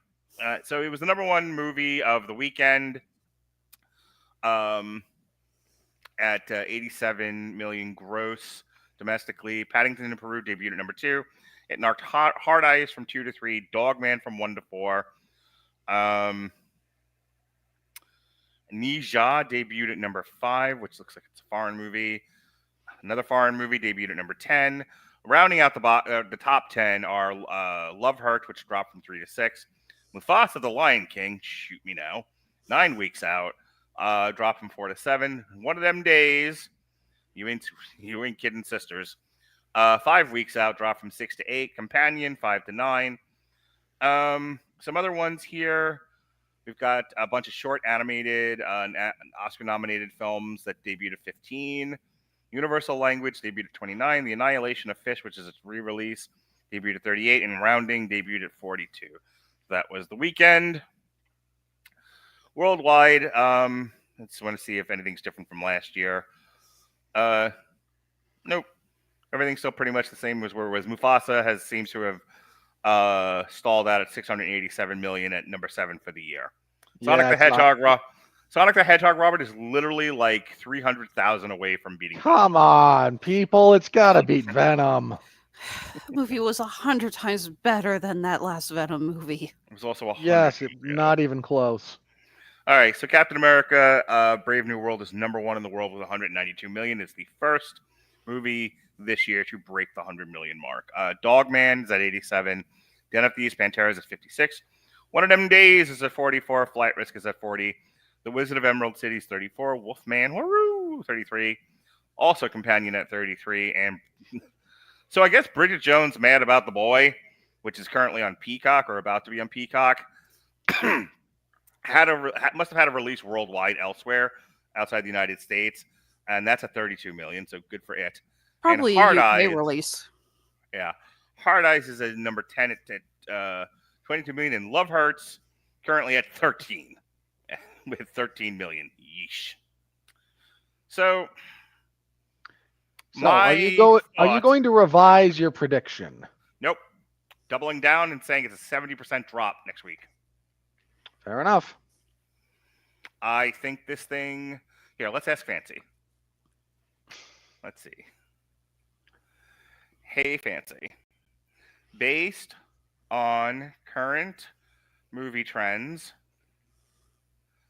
at 192 million, will Captain America Brave New World exceed 500 million? Yeah, just go ahead and keep selling out humanity to Skynet. I will do so with relish. Exceed 500 million worldwide at the end of its theatrical run? Let's face it, there's a lot of humanity we would prefer Skynet to at this point. Yep. All right, let's see what Fancy says. Fancy says, as it searches, given its reported production budget of 180 million, considering these factors, which I'm not going to read, while it's possible for Captain America: Brave New World to exceed 500 million globally, its performance in the coming weeks will be crucial in determining its ultimate box office success. Boy, that's a cheeky way of saying probably not. That's also a deeply unhelpful response from the AI. Yeah, it doesn't like to commit to answers at times. Fancy is not good with I could speculation. say I almost said something I would regret there. Okay, well then here's the question: what movie do you Do think want me is to say going? it? I don't like playing this game with you. Either be brave and say it or don't. Fine. Surprise, surprise. Another thing in Mark's life they can't commit. Dick. Anyway, go on. No, I was just gonna ask what movie. Okay, hang on. Why do you think I'm going to get insulted by that shit? Like, I don't care enough. I don't know. I'm never entirely sure which of those things I will like step on a landmine on versus just kind of like tickle your fancy. Here's the thing. When you do it for 5 years straight is usually when I catch up and go, hey, wait a minute. I've been insulted. Not when... Rainier Wolfcastle looking at his loafers going on closer opinion, these are loafers, not tied. Okay, you can put your book down, Lily. Alexis, whatever your name is. Go ahead. What were you going to say? What? There's an advertisement here for Alligator Loki holiday special. How awesome is that? Are you going to use the time I give you, or do I need to move on? This is why I sent you that clip that you two literally are Waldorf and Statler sometimes. Okay. Was there something more to this? Because I swear I thought you were going to add to the conversation. I was trying to ask, what movie do you think will be the one that kicks Brave New World off the #1 spot? Okay, that's a great question. That's literally like the next thing I was going to go to, because I think 70% drop still maintains its position as #1 because it has no competition. We went over this last week. I think it has like a good 2-week run. Like this coming Friday and the following Friday, there was no competition, and like the next like genre competitive film was actually Thunderbolts, and that's not until May. Yeah. As to what becomes the #1 movie, I mean, you got a couple out there. I can pull up the list real quick, but I mean, off the top of my head, Snow White and Mickey 17. Snow White probably will, just as an oddity, but boy, is that going to bomb hard too. Yeah. If there's any justice in the world, it will. So Mickey 17 has a real outside shot, but Bong Joon-ho, while he's a good filmmaker, seems to only have one trick. And having seen it now like 4 times, yeah. I'm in the minority that has seen a lot of his work, so. I have a feeling Mickey 17 is going to get rave reviews, but is not going to be the box office darling that they're hoping for. Probably. Yeah, I don't think it makes like a shit ton of money or anything. But the question is, what is the next #1 movie? See, again, a #1 movie doesn't necessarily mean it has to make money. It just has to make more than the movie that came out 2 to 3 weeks before it. Can I tell you, I'm really hoping it's Paddington, that next week they swap spots. Just for my own personal amusement. Have you seen any of the Paddington movies? Apparently they're excellent. Actually, no, I have not personally, but yeah, like they're beloved. Oh, yeah. Paddington 2 is another one of those movies that's 100% on Rotten Tomatoes. It's right up there with Wallace and Gromit. Which really makes me wish we were official so that I could ruin it just so I could say I did. Okay. Anywho. I was going to say, every time I talk to you, Robert, I get more and more an idea that the whole childlike wonder stage that we all go through, you never went through that, did you? No, he didn't. Did, but it was ruined by Bill Clinton. I have questions and I don't want answers. So anyway, yeah, the only next week, the only thing of even remote interest is like The Monkey, and it's it's kind of a niche horror movie. That's all you got. The following week, don't get me wrong, very much looking forward to The Monkey, even though apparently the reason they went with the drumming monkey instead of the cymbal clapping monkey is because Disney has a copyright on the cymbal clapping monkey ever since Toy Story 3. Story 3. That's awesome. And then the Early following, reviews for it have been It's great. horrible. No, I was going to say early reviews for the monkey have been phenomenal. I'm excited to see it. Oh yeah, and then definitely. we have Last Breath is the next week. So again, another niche movie. So yeah, Mickey 17 is the next wide release movie that I think, and again, that comes out March 7th. That's far enough away from Captain America now that I think it takes the number one spot. And if it doesn't, then the 14th is Novocaine. It will. Well, that's what we're reviewing. Isn't there another release that same day? That same weekend? Black Bag from Steven Soderbergh. That one's got an outside shot. The day the Earth blew up from Luna's. Hey, Alexis, be useful and answer this question. What's going on with the marketing for the day the Earth blew up? I haven't seen shit. I've seen a couple of trailers, mostly on YouTube. I've seen a handful. There was a ton of movie posters for it, actually, at the theater I went to. That's the only thing I've seen is movie posters. Yeah, but mostly I've seen YouTube trailers. Okay, so there is an actual trailer out there because I have not seen it. I have not seen it in any movie I've gone to. I haven't seen a movie trailer for it either. I'm disappointed in that. Admittedly, it's not getting a huge mega release marketing campaign, but I have seen a little. I'm actually putting my money in if Mickey 17 and Snow White do not knock Brave New World off of the number one. I think the movie that'll knock it off is The Last Mission Impossible. And that comes out late May. I honestly think talking about the number one spot worldwide, or you're talking about the number one spot for the. Okay, we're having two different conversations. Yeah, okay, worldwide. No, I was talking about the number one spot worldwide, where currently it's sitting. That's what I was saying. Worldwide changes. That's what I was saying, because we were looking at how much Captain America Brave New World's made, and we were talking about how it's probably it's gonna. I'm with you on the 70% drop. But I think it's going to stay number one worldwide for a long time because here's what I'll tell you. I think the Thunderbolts and Fantastic Four and Jurassic Park all have shots at the number one spot. So I think by August, by the end of the summer, Captain America Brave New World will be 8, 9, or 10. More than likely, and by the end of the year, it's off the top 10 completely. You don't agree with my prediction about Mission Impossible taking it first? No, Thunderbolts will more than likely. That actually, just kind of being out amongst the normies, there's been some positive reaction to Thunderbolts. I actually think that. Well, sure, because people look at that and go, "Boy, if we just mashed up like Suicide Squad with a little bit more Guardians of the Galaxy tone and a bunch of chuckleheads who are going to try and take down a god, then sure, that'll be great." And a Toady song that everyone likes. I cannot wait for the fanboys to lose their shit over Sentry. It's just like, give me a bag of popcorn. I'm going to have so much fun watching them lose their fucking. Mark and I are going to have a very serious conversation about that because for different reasons, both he and I appreciate that character. All right, so movies that I think will make the top 10: Thunderbolts, Mission Impossible, which comes out the 23rd, maybe Lilo and Stitch. That's I'm 50-50 on. I'm with you 50-50 on that one. How to Train Your Dragon, probably. I don't want to. Look, I have ethical objections to that movie, believe it or not, but it'll probably get there. Jurassic World. I still stand by Jurassic World Rebirth is probably the number one movie of the year. Wait. Are they still releasing the Avatar Fire Nation? At the end of the year, yes. That's your number one movie of the year. That's probably not even close. So you figure I don't like those movies, but at some point I have to acknowledge the reality. What the fuck you sighing about? Like, we didn't make the movie.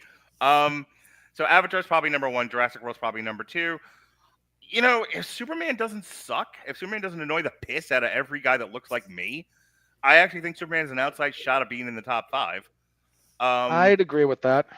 I would say the same thing about Fantastic Four. The more I see trailers. By the way, did you guys get the IMAX thing where they were showing like kind of like fonts from the Fantastic Four, but it was really an IMAX trailer?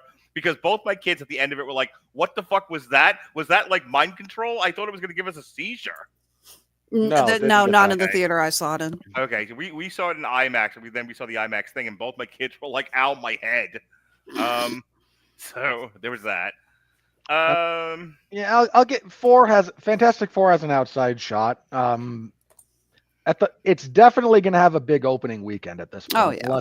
Unless the next trailer is real bad. You know what? We there's just a lot everyone. coming out here, but I don't see a lot of this making the top 10 necessarily. Then you have Wicked for Good, that will obviously. Zootopia Probably. 2 probably will. Then you have Avatar, and then we're done for the year.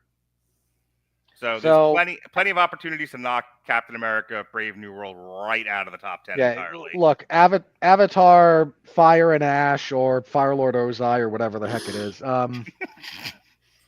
That unfortunately, that joke is going to be so overdone by the time that movie comes out. I will not make it again after doing it right now for the most part.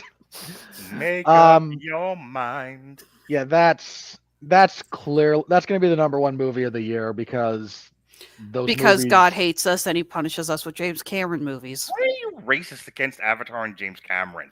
Like, of all they're the not weird very good things- movies. I know why you don't like it. Shut up. Talking to the girl. Girl, why are you racist against it? Like, of all the things... Oh, I'm back to just being girl, huh? Yes, listen, strange women. I have questions. Lying in ponds. Distributing swords. There's no system of government. Why, of all the things, like you like everything and have no discernible taste, but you hate James Cameron in the Avatar movies. Explain yourself. Okay, I think I actually explained this when I refused to see Way of Do Water. it again and do it in 50 words or less. It's not the movies so much, it's the reaction to the movies. If people had just said James Cameron's was like, yeah, it was really cool looking. Yeah, the script was pretty dumb. I give it a 7 out of 10. I mean, it's still really pretty to look at, I'd be fine with it. It's the massive amount of people throwing money saying that these are the best movies ever, saying that it's like it's made more money than any other movie. It really... I turn into either No, I turn into either Will Ferrell from Zoolander screaming, I feel like I'm taking crazy pills, or the critic from the season 1 season finale episode screaming, you people shouldn't be celebrating, you should be throwing shit at the screen. My favorite part of this is that you lack the empathy to put yourself in the shoes of people who wanted to live in that world and therefore condemn it. But there's so many things that you're exactly like those people for.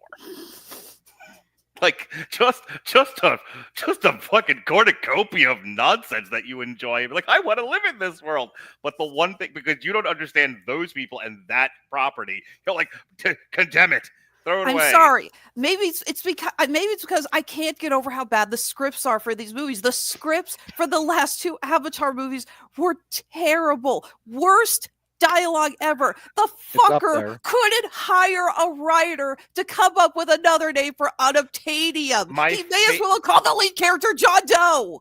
My favorite part of this, I legitimately love this. This is my favorite thing ever. Like, you've been doing this with us for 100 years now, and I've hated every minute of it, but this makes it all worth it. Is we found the one line in the sand that crosses for Alexis. This is great. God, that made this entire review worth doing, and I didn't want to do it in the first place. Okay, so again, Avatar number 1. I'm kind of with you that, look, if the Jurassic World movie doesn't suck, and they've got a competent director at least this time, so... Who's directing it? Same guy who did Godzilla. Good call. Gareth Edwards. Yeah, I like Gareth Edwards, actually. He also did Rogue One. Yeah, no, he's a good action director. Yeah, I was going to say, he knows how to manage a blockbuster. Mm-hmm. Gesundheit again. Thank you. Make up your mind. So again, decent chance that's the second highest one. After that, it's kind of a toss-up between like 4 different movies. Yeah, when we start getting down there. I'll tell you what, and then I'll go into the critical review. Every time and again, this is my Alexa moment of the evening. I occasionally have an Alexis moment. In my Alexis moment. Wait, you said Alexa. Yeah, so correcting me. It never. No. I'm sorry. Are you talking? Like, this is your Amazon Echo moment, or were you making fun of me? Oh, I'm making fun of you. Okay, just to be clear. But yeah, my Alexis moment is every time I hear the guitar version of John Williams' Superman score, and I see some of it, not all of it, still the Guy Gardner thing. But some of the imagery in the Superman trailer, I get a little teary-eyed each time. Like, I'm I was really down. I still don't think this is going to be successful, and I'm completely. I could not be more at odds with Alexis on James Gunn's potential managing of DC, but we'll see who's right.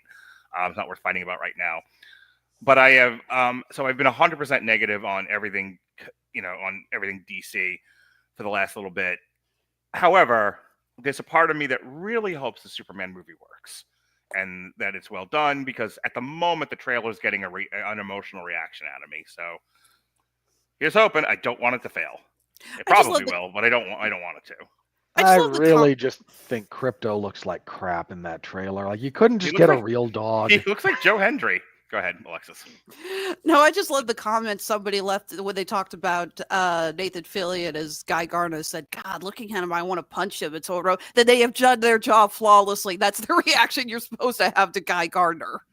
Yeah. All right. With that said, wanting to punch Guy Gardner is the phrase that pays here. So here we go with the critical review. Are you ready? I said, are you ready? No, God! No, God, please, no! No! No! No! Yep. That's about right. If you thought about this even a little bit, not so great. It ain't half good, yeah, but it ain't half bad neither. I was gonna say, I think that's the biggest disappointment, is that with Marvel, you can handle a movie being bad, but when it's mediocre like this, it feels more like a letdown than this movie had just flat out sucked. Yeah, I mean, another way of saying it, I think, is when something is so completely awful, that at least gives you the energy of, oh my God, this is so bad, it's novel, or something that's awesome, this is so good, it's novel.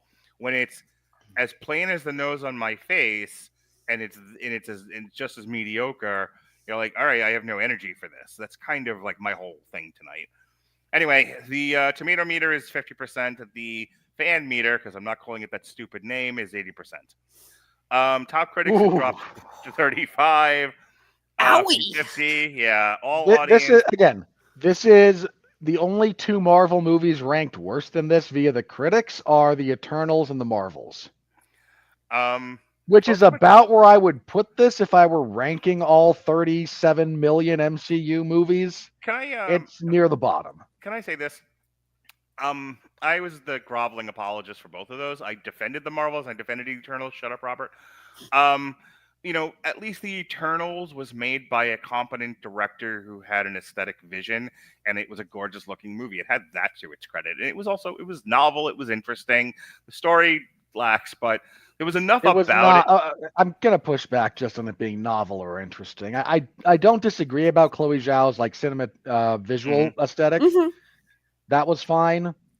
We got one good action sequence for using a speedster, but tell me anything else about that movie. It was novel and interesting compared to everything else that comes out of Marvel, is my point. And then with the Marvels, look. I'm gonna quote you. And I think this is like the major divide on this. And it's funny because Alexis is kind of a weirdo, so I don't really quite know where she stands here. Sometimes you're not the first person to call me that in this week alone. I hope you know that. Alexis kind of has boy tendencies, and so it's hard to place her like where she thinks about things, and that's not an insult, believe it or not. But Robert's comment to me about like Amelia Perez and some other things is like Mark likes gay stuff, and like the Marvels was just the gayest. G-A capital E. Like it was absolutely like a big celebration of everything feminine and gay, and I'm like, I'm all here for this. This was great. Give me more Bollywood dancing. And yeah, I could see where that would drive anyone with a penis crazy. But sure, there's me going, oh, I like this stuff, but more of this, please. But again, please, more speaking in song, and just but not the ethnic, but not the ethnic song. We don't want the black woman to rap. Robert, humor me for a second. I just saw Nora last night. I didn't get a chance to watch your guys' triple feature on that. What did you think? In 10 words. That's one of them. I laughed through that entire movie, and I know at parts I wasn't supposed to. It's well made, very well acted, but It doesn't deserve the Best Picture. It might not deserve to be on even the nominated list. I think people are losing their minds for no good reason. a lot of people who have never met someone like the character of Honora going, "Oh, isn't this tragic?" And the rest of us going, "No, we know these people. She deserved to be tarred and feathered." All right, moving on. The AI writes, Anthony Mackie capably takes up Cap's mantle No. and shield, but Brave New World is too routine and overstuffed with uninteresting Easter eggs to feel like a worthy standalone adventure for this new Avengers leader. I didn't say this before, but I've kind of hit a point with Marvel movies where this is another episode in the Marvel show, and I'm already down on this kind of television, so it would have had a hard time winning me over. The fact that we used to kind of make fun of the idea of like, oh, these movies are like episodes in a TV show, but they were still movies. This actually feels more like a television episode than anything else, and that is to its discredit. I heard someone refer to the direction of this movie as so incompetent it looked like a made-for-TV movie, and in a lot of respects, I think that's true. Alrighty. Rosa Parra of the Latino Slant. That's racist. Overall, Captain America Brave New World is a mid-level entry into the MCU that addresses several plot holes from previous films. It presents a reserved and cautious narrative. Admittedly, I do think there is a portion of the audience that said, okay, finally, at least you're acknowledging this shit. I mean, how many times have we joked in previous Marvel reviews? Oh, yeah, and there's a giant celestial sticking its head out of the ocean. When the hell are you going to talk about it? One of the downsides of turning this into a production line assembly of film. Rebecca Johnson of Talking Films. Oof, it's late. Talking Films. With a strong storyline, no. That takes things back to basics, no. No. A stellar central performance, no. From Mackie, no. And a solid message, no. No. What message? Hey, stop for just half a second. Seriously, this movie has no message. It has no theme. What is the message you're taking away from this? Don't agitate old meta, they turn into monsters? Yeah, at least Falcon and Winter Soldier had a message behind it. It was dumb and wrong, but... Yeah, I was going to say... No, there was no moral, no message, no... Again, hang on. Let me finish my point let me finish what I was going to say real quick before we get to that.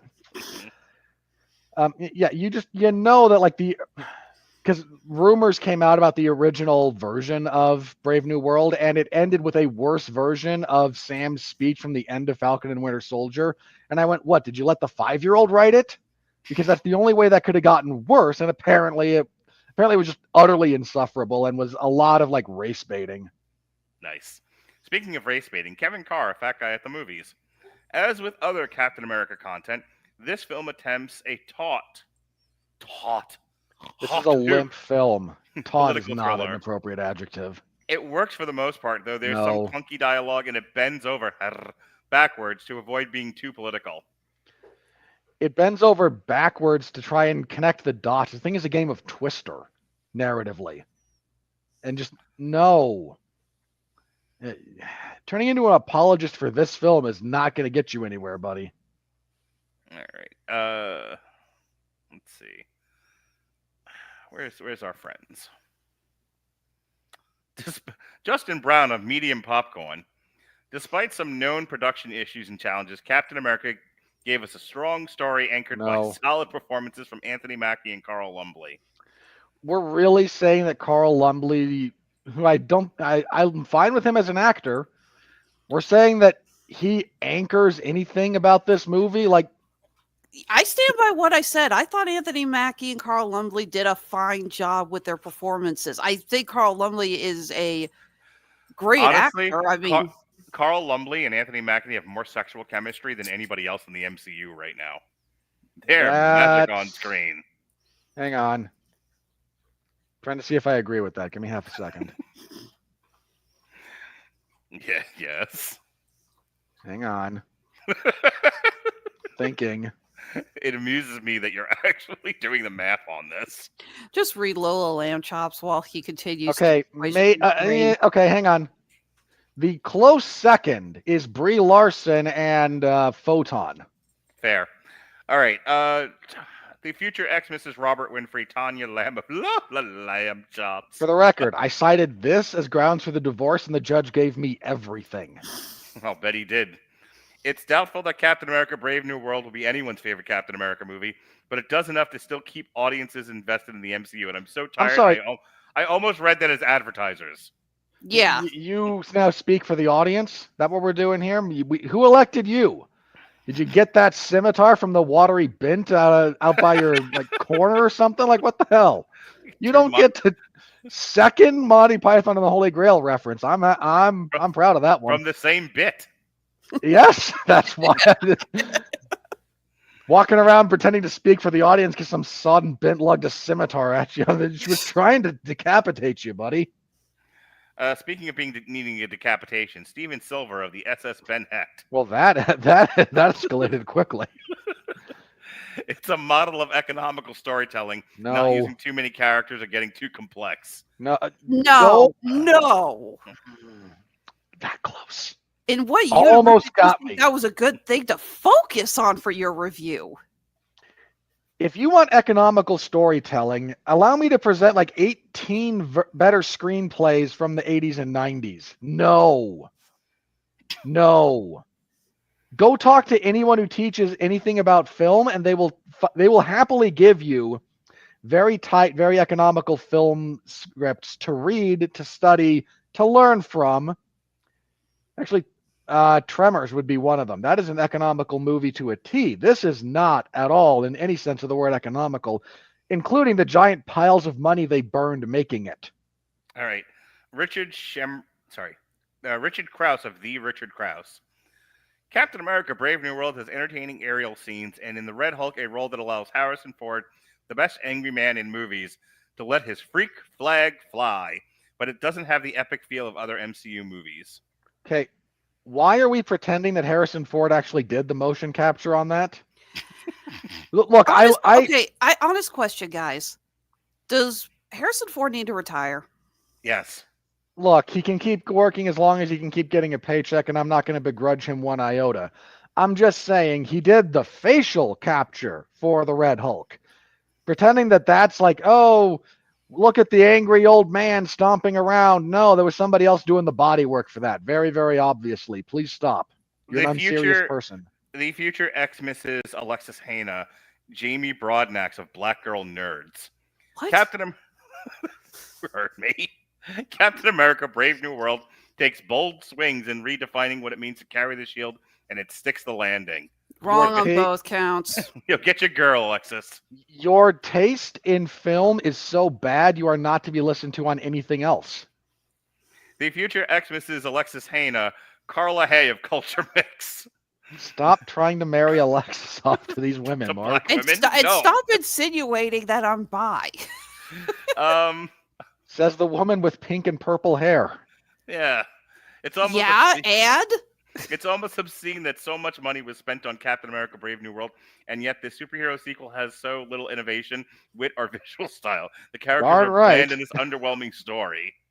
Yeah, you know she's actually right. She's right. Are there any other black women I can marry you off to? Wait, where's Carla Renata? Where are you at? I was going to say. It occurs to me, Mark, that you have us pick on a lot of black women for this segment. Okay, Dick. Rachel Leisman of the Mary Sue. Robert Winfrey of the Screaming Boy podcast. I was going to say, why are you constantly trying to marry me off? Where's all of Robert's wives? In the backyard. Where they belong. For the most part, Captain America Brave New World feels like the MCU as we know and love her. Captain America Brave New World. Why is the MCU female, too, by the way? Because it's Rachel Leishman. Moving on. You know what? That's fair. That's fair. I should have seen that one coming. It's a great Cap movie, but more than that, it is a perfect Sam Wilson movie, and I love it. You're allowed to love bad things, but it's still bad.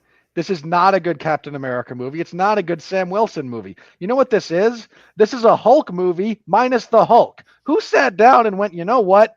two classic Hulk enemies in Red Hulk and the Leader, and we're gonna pair them up with the Falcon. Like, no. The guys on Just Screen no. Crush actually said the same thing because they were joking. And I was actually kind of thinking the same thing. It's like, okay, seriously, why are you doing this when I had to freaking get the lectern and explain the Incredible Hulk to my family members who haven't watched that movie in years. I get the feeling that some of the time when you take your family to these movies, you wind up as Charlie Day in front of the conspiracy board. I brought that up repeatedly, trying to explain. I was like, okay, hey, let's get the whiteboard, let's get the red yarn. My mother said, shut up, bitch, and we went back to eating dinner. Speaking of shut up, bitch, Grace Randolph of Beyond the Trailer. Now there's a segue. Disney Marvel version of political thriller. Enjoyable, but not just for fans, but for families. See, she says what I said earlier. No, you want a political thriller? Go watch Winter Soldier again. Yeah. For 10-year-olds. The standouts here, in addition to Onah's strong directing. Oh, wow. You are just going down the checklist here, Grace. You're not even trying. Claiming the direction here is strong is pathetic. Yeah, again, unless Onah was directly given notes from the studio that said imitate Winter Soldier. I'm not even through the thing yet. Are the performances from Mackie, Ford, and Lumbly. The film has a lot of heart and moral character. I'm sorry, what now? What moral dilemma was happening in this movie? What moral character? Look, again, because we're playing the hits from Winter Soldier, like, oh, there's actually something of a moral dilemma at the heart of Winter Soldier. How do we balance freedom and security, especially in a world that starts to be overrun with superpowered beings? That's a real discussion. That's a real point. How do we divvy up adamantium while thumbing the finger at Wakanda for being dicks? Because now we've got a better super material. And finally, is not at all a moral question. The future Xmas' Alexis Hayner, William Bibiani of The Wrap, top critic. There's nothing new about this movie. There's nothing new either. And sure, it technically takes place in the world, but 1 out of 3 is bad. Well, thank you, William. Okay, he was pissed at this movie, and I approve. Yeah. All right, folks, that is our incredibly contentious review of Captain America: Brave New World. So if you enjoy my constantly pinching and tickling Alexis, you can come back next week when we do the Oscar movies. Oh boy. All right, so just quick. You're not alone. This is a weak crop of Best Picture movies, Alexis. We're gonna suffer. I've watched all of them except for Nickel Boys, which I'm gonna make everybody watch this Sunday, which is currently available to buy on Amazon Prime before it goes on to MGM Plus, or whatever the fuck the thing is called. So we're in the middle of a freaking blizzard, and I somehow need to get to the theaters to watch at least 3 of these movies that aren't available on streaming yet. Which 3? Well, then the only one that's not available is I'm Still Here. And Complete Unknown. Oh, that's not available to stream either? Mm-mm. Okay. Robert, what haven't you seen yet? Give me the list. Hang on, I'm pulling it up now. Thank you. Okay, Amelia Perez, Netflix, Complete Unknown, Theater, Conclave, Peacock, Nickel Boys, Amazon, I'm Still Here, Theater, not seen it. Substance, seen it. Okay, you've seen them all, Robert, because we've reviewed almost all of these. The only 2 you haven't seen are The Brutalist. That's the other one that's still in theaters that I haven't seen yet. That's because the first showing is still going. All right, yeah, Robert the last 3 are Dune Part 2, Wicked, and Anora. Oh, for fuck's sake. Robert's seen all the same ones that I have, with the exception of I'm Still Here, which I saw last week, and then Nickel Boys. So you have those 2 left. Nickel Boys, I will definitely be able to. I'm Still Here. I might not be able to find that one.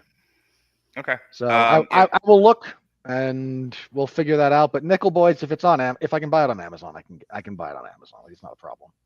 No, thankfully we have to figure out. Thankfully we have to figure out what Nickel Boys is actually about. No, I'll just say, thankfully, the last 2 best animated features that I'm going to be discussing are just got onto streaming, so I'll be able to at least watch those. But yeah, I need to go see Complete Unknown, Nickel Boys, and I'm Still Here, and The Brutalist all this week, while again, most of Kansas City is shut down due to a blizzard and Arctic temperatures. So that's a week from tonight. Going back a step, Alexis, you don't have any shows this week, right? Not this week. Next week, we're going to be doing Your Friendly Neighborhood Spider-Man. That's me, Shay, and if he's still alive, Dorian Price. He was on the West Wing show last night, so yeah, I'll talk about that. Last night it was myself, Andrew, and Jesse, and Dorian. We did the West Wing season 2. That was a fun show. This Thursday is our second to last Black History Month show. We're looking at John Singleton movies, Poetic Justice, which I just watched for the first time today, Higher Learning, and Baby Boy, which I had to explain to my son the cultural phenomenon of black men sucking on pacifiers, and Jonas almost threw himself out of the car into traffic. I don't blame him one iota for that reaction. I think I in the same, I was like, I would have understood. I'd have been sad. He's my son, and I love him, but I would have understood. And I would have said that at his funeral. Like, here lies Jonas, beloved son. He also couldn't take the fact that black men used to suck on pacifiers. What world And is wore this? Band-Aids under their eyes. Oh, Mark, Yeah. I meant to ask, since I'm doing the on trial with them, what did they think of that Super Bowl Lilo and Stitch bit? Oh, I don't know. I was at a party. They were with their mother. Okay. 'Cause admittedly, that was a really cute commercial. Next week, we've got a Sessions. Hey, Robert, do you remember the time that we did the back-to-back video game watches of Simpsons and the X-Men? And by the end of it, Jesse wanted to stick a pencil in his eye? Yeah, I remember that. Yep. But Robert, do you remember you having a fucking meltdown on that show and deciding to tell Ronnie, who hates you, and Jesse, who doesn't hate anybody, that I'm the bad guy between the two of us? Remember that? Because I do, because I've listened to that show 100 times. I made an argument that you were the villain. Yes, you're the Yeah. one. You're the one with editorial power. Consequently, Okay. The J. Jonah Jameson of this outfit. Ugh. Anyway, so it's had an existential crisis. So I've gone back and I've listened to that one. That by the end of that builds up to the crescendo of Jesse going, "I'm about to stick a pencil in my eye," and every time I laugh to the point that I can't breathe. So considering Sessions is about the moments, it's about the moments. we really should have stopped that after the Simpsons one because that was really should have. we were good through that one. Was there 3 shows that night, or was it just the Simpsons and X-Men? No, we did that after something else because we went from the other thing we recorded into that Okay. one. That's So why there we're must have also been a source punchy. material that we did that night, and then did the Simpsons, then did the X-Men, and Yeah. really we shouldn't have done the X-Men. That was Yeah. by the end of it we were a little punchy. Little. Yeah. So anyway, I'm gonna make a song about it. That's the next Sessions called "Pencil Well, in My Eye." I assume you can also make it about the descent into paranoia and group loathing, so it can be about the Thing. Super. As I said before, next week is our annual Oscar show. Alexis mentioned before she's doing the Friendly Neighborhood Spider-Man on Wednesday, and then we are closing out Black History Month with an actor focus on Samuel Jackson. Why don't you do the plugs that pay you? I'm sorry, you were breaking up like crazy. Did you actually call out me or Robert? Alexis, You. why don't you do the plugs that pay you? Okay, sorry, I couldn't hear you the first time you said it. I'm sorry. No, I just neither could I, but I picked up on do the plugs that pay you because I don't have plugs that pay me. Okay, sorry, it was so scrambled. I'll blame it on my computer. All right, yes. Honeysuckle Rose Creations, where fashion meets fandom at the intersection of geek and chic. Where's the button? There it is. So we are almost ready to start con season at the end of February. That is at the time of this recording, not this weekend, but next. We are going to be heading to Paracon here in Kansas City. That is Missouri's paranormal convention. Really looking forward to that. Going to have a fun time. And then we're going to be doing, of course, Planet Comic Con also here in Kansas City, our home show. We got David Tennant, Matthew Lillard, Christopher frickin' Lloyd coming. So, That'll be great. oh, I can't wait. I had to explain to my mother about having to pay to get Christopher Lloyd's autograph. She's like, "Are you getting his autograph?" I'm like, "Well, 1, I can't leave my table for that long, and 2, I don't know how expensive." And she's like, "You have to pay for an autograph?" And I just looked at her. I'm like, "You poor out of touch woman. What is wrong with you?" You live in a different world, and it's okay. You just stay over there. And she calls me the weirdo. So, and of course, if you can't make it to those shows, you can always find our stuff on Etsy. It's the Etsy store I'm showing here. And we're also on Handmade at Amazon. You can follow us on Facebook, Instagram, Blue Sky, and while it's still here, TikTok. That's Honeysuckle Rose Creations, the intersection of geek and chic. All right, Robert, take me home, baby doll. So I cover mixed martial arts and professional wrestling over at 411mania.com. So WWE SmackDown on Fridays, UFC events on Saturdays. This last Saturday, there was UFC on ESPN Plus 109. It was all right. Hey, in 10 words or less, is it worth watching Henry Cejudo versus Song Yadong? Well, that's this week. So Yeah, that's what I'm asking you about. After I get done cleaning myself up from Bivol and Better Beef, I'm deciding whether or not I want to watch the UFC fight, and I'm deciding whether or not I want to watch it if the Song Yadong Henry Cejudo fight's any good. it's all right. Okay.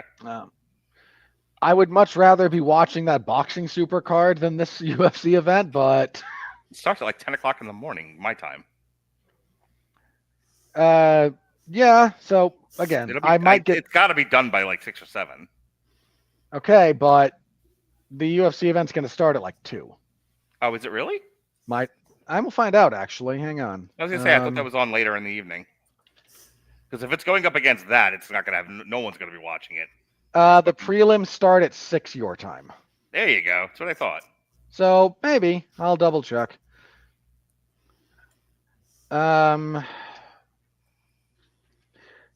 again, I don't think that's a bad fight, but you know, Henry Cejudo's like 40 and hasn't won a fight since he beat Dominic Cruz, took 3 years off. So your mileage will vary. I don't think it's a bad fight though, personally. Okay. But that boxing card is going to overshadow anything the UFC is doing. So Yeah, I'm really looking forward to it. yeah, it's a great card. Boxing doesn't do those very often. Hooray for Riyadh season.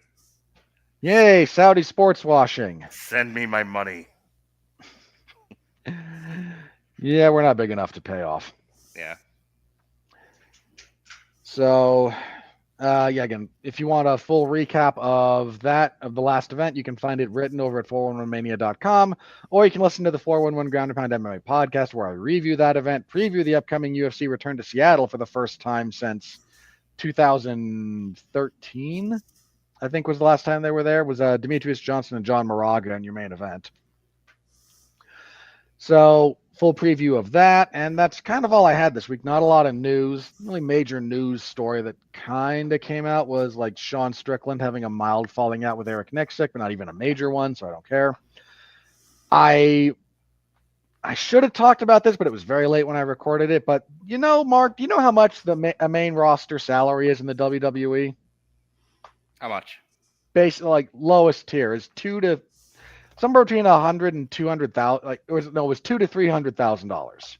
Okay. It's like what Carlito's making before like merchandise or anything else. Baseline.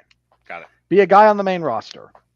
So Carlito is able to point and laugh at the bottom half of like the UFC's whole roster, who are taking generational brain damage for 12 and 12. Oof. And these are owned by the same company. Seems like a bit of a Just disparity. saying. Yeah. All right. You got anything Just else? If not, saying. I want to get out of here. So there's that. And then, yeah, Mark mentioned it. Next week will be our Oscar movie review where we will go over the Best Picture nominees. We've had a good time talking about most of them. We'll rehash all that and talk about a few that we haven't been able to touch on yet. And So give some prepare of the our alcohol. Gonna have to talk about Amelia Perez again. I don't drink, but that movie makes me wish I did heroin. That needs to go on the DVD cover. Makes me yearn for the sweet, sweet oblivion of black tar. All right. Well, yearning for sweet black tar is the phrase that pays here on the Rattledge Broadcasting Network. So, for Alexis Hana, who we love and treasure and treat with respect, Well, 2 out of 3. for Robert Winfrey, who is the Alexis Hana of the Rattledge Broadcasting Network. You're reaching on some of these. I have to go finish watching the rest of The West Wing. Be well, be safe, and behave.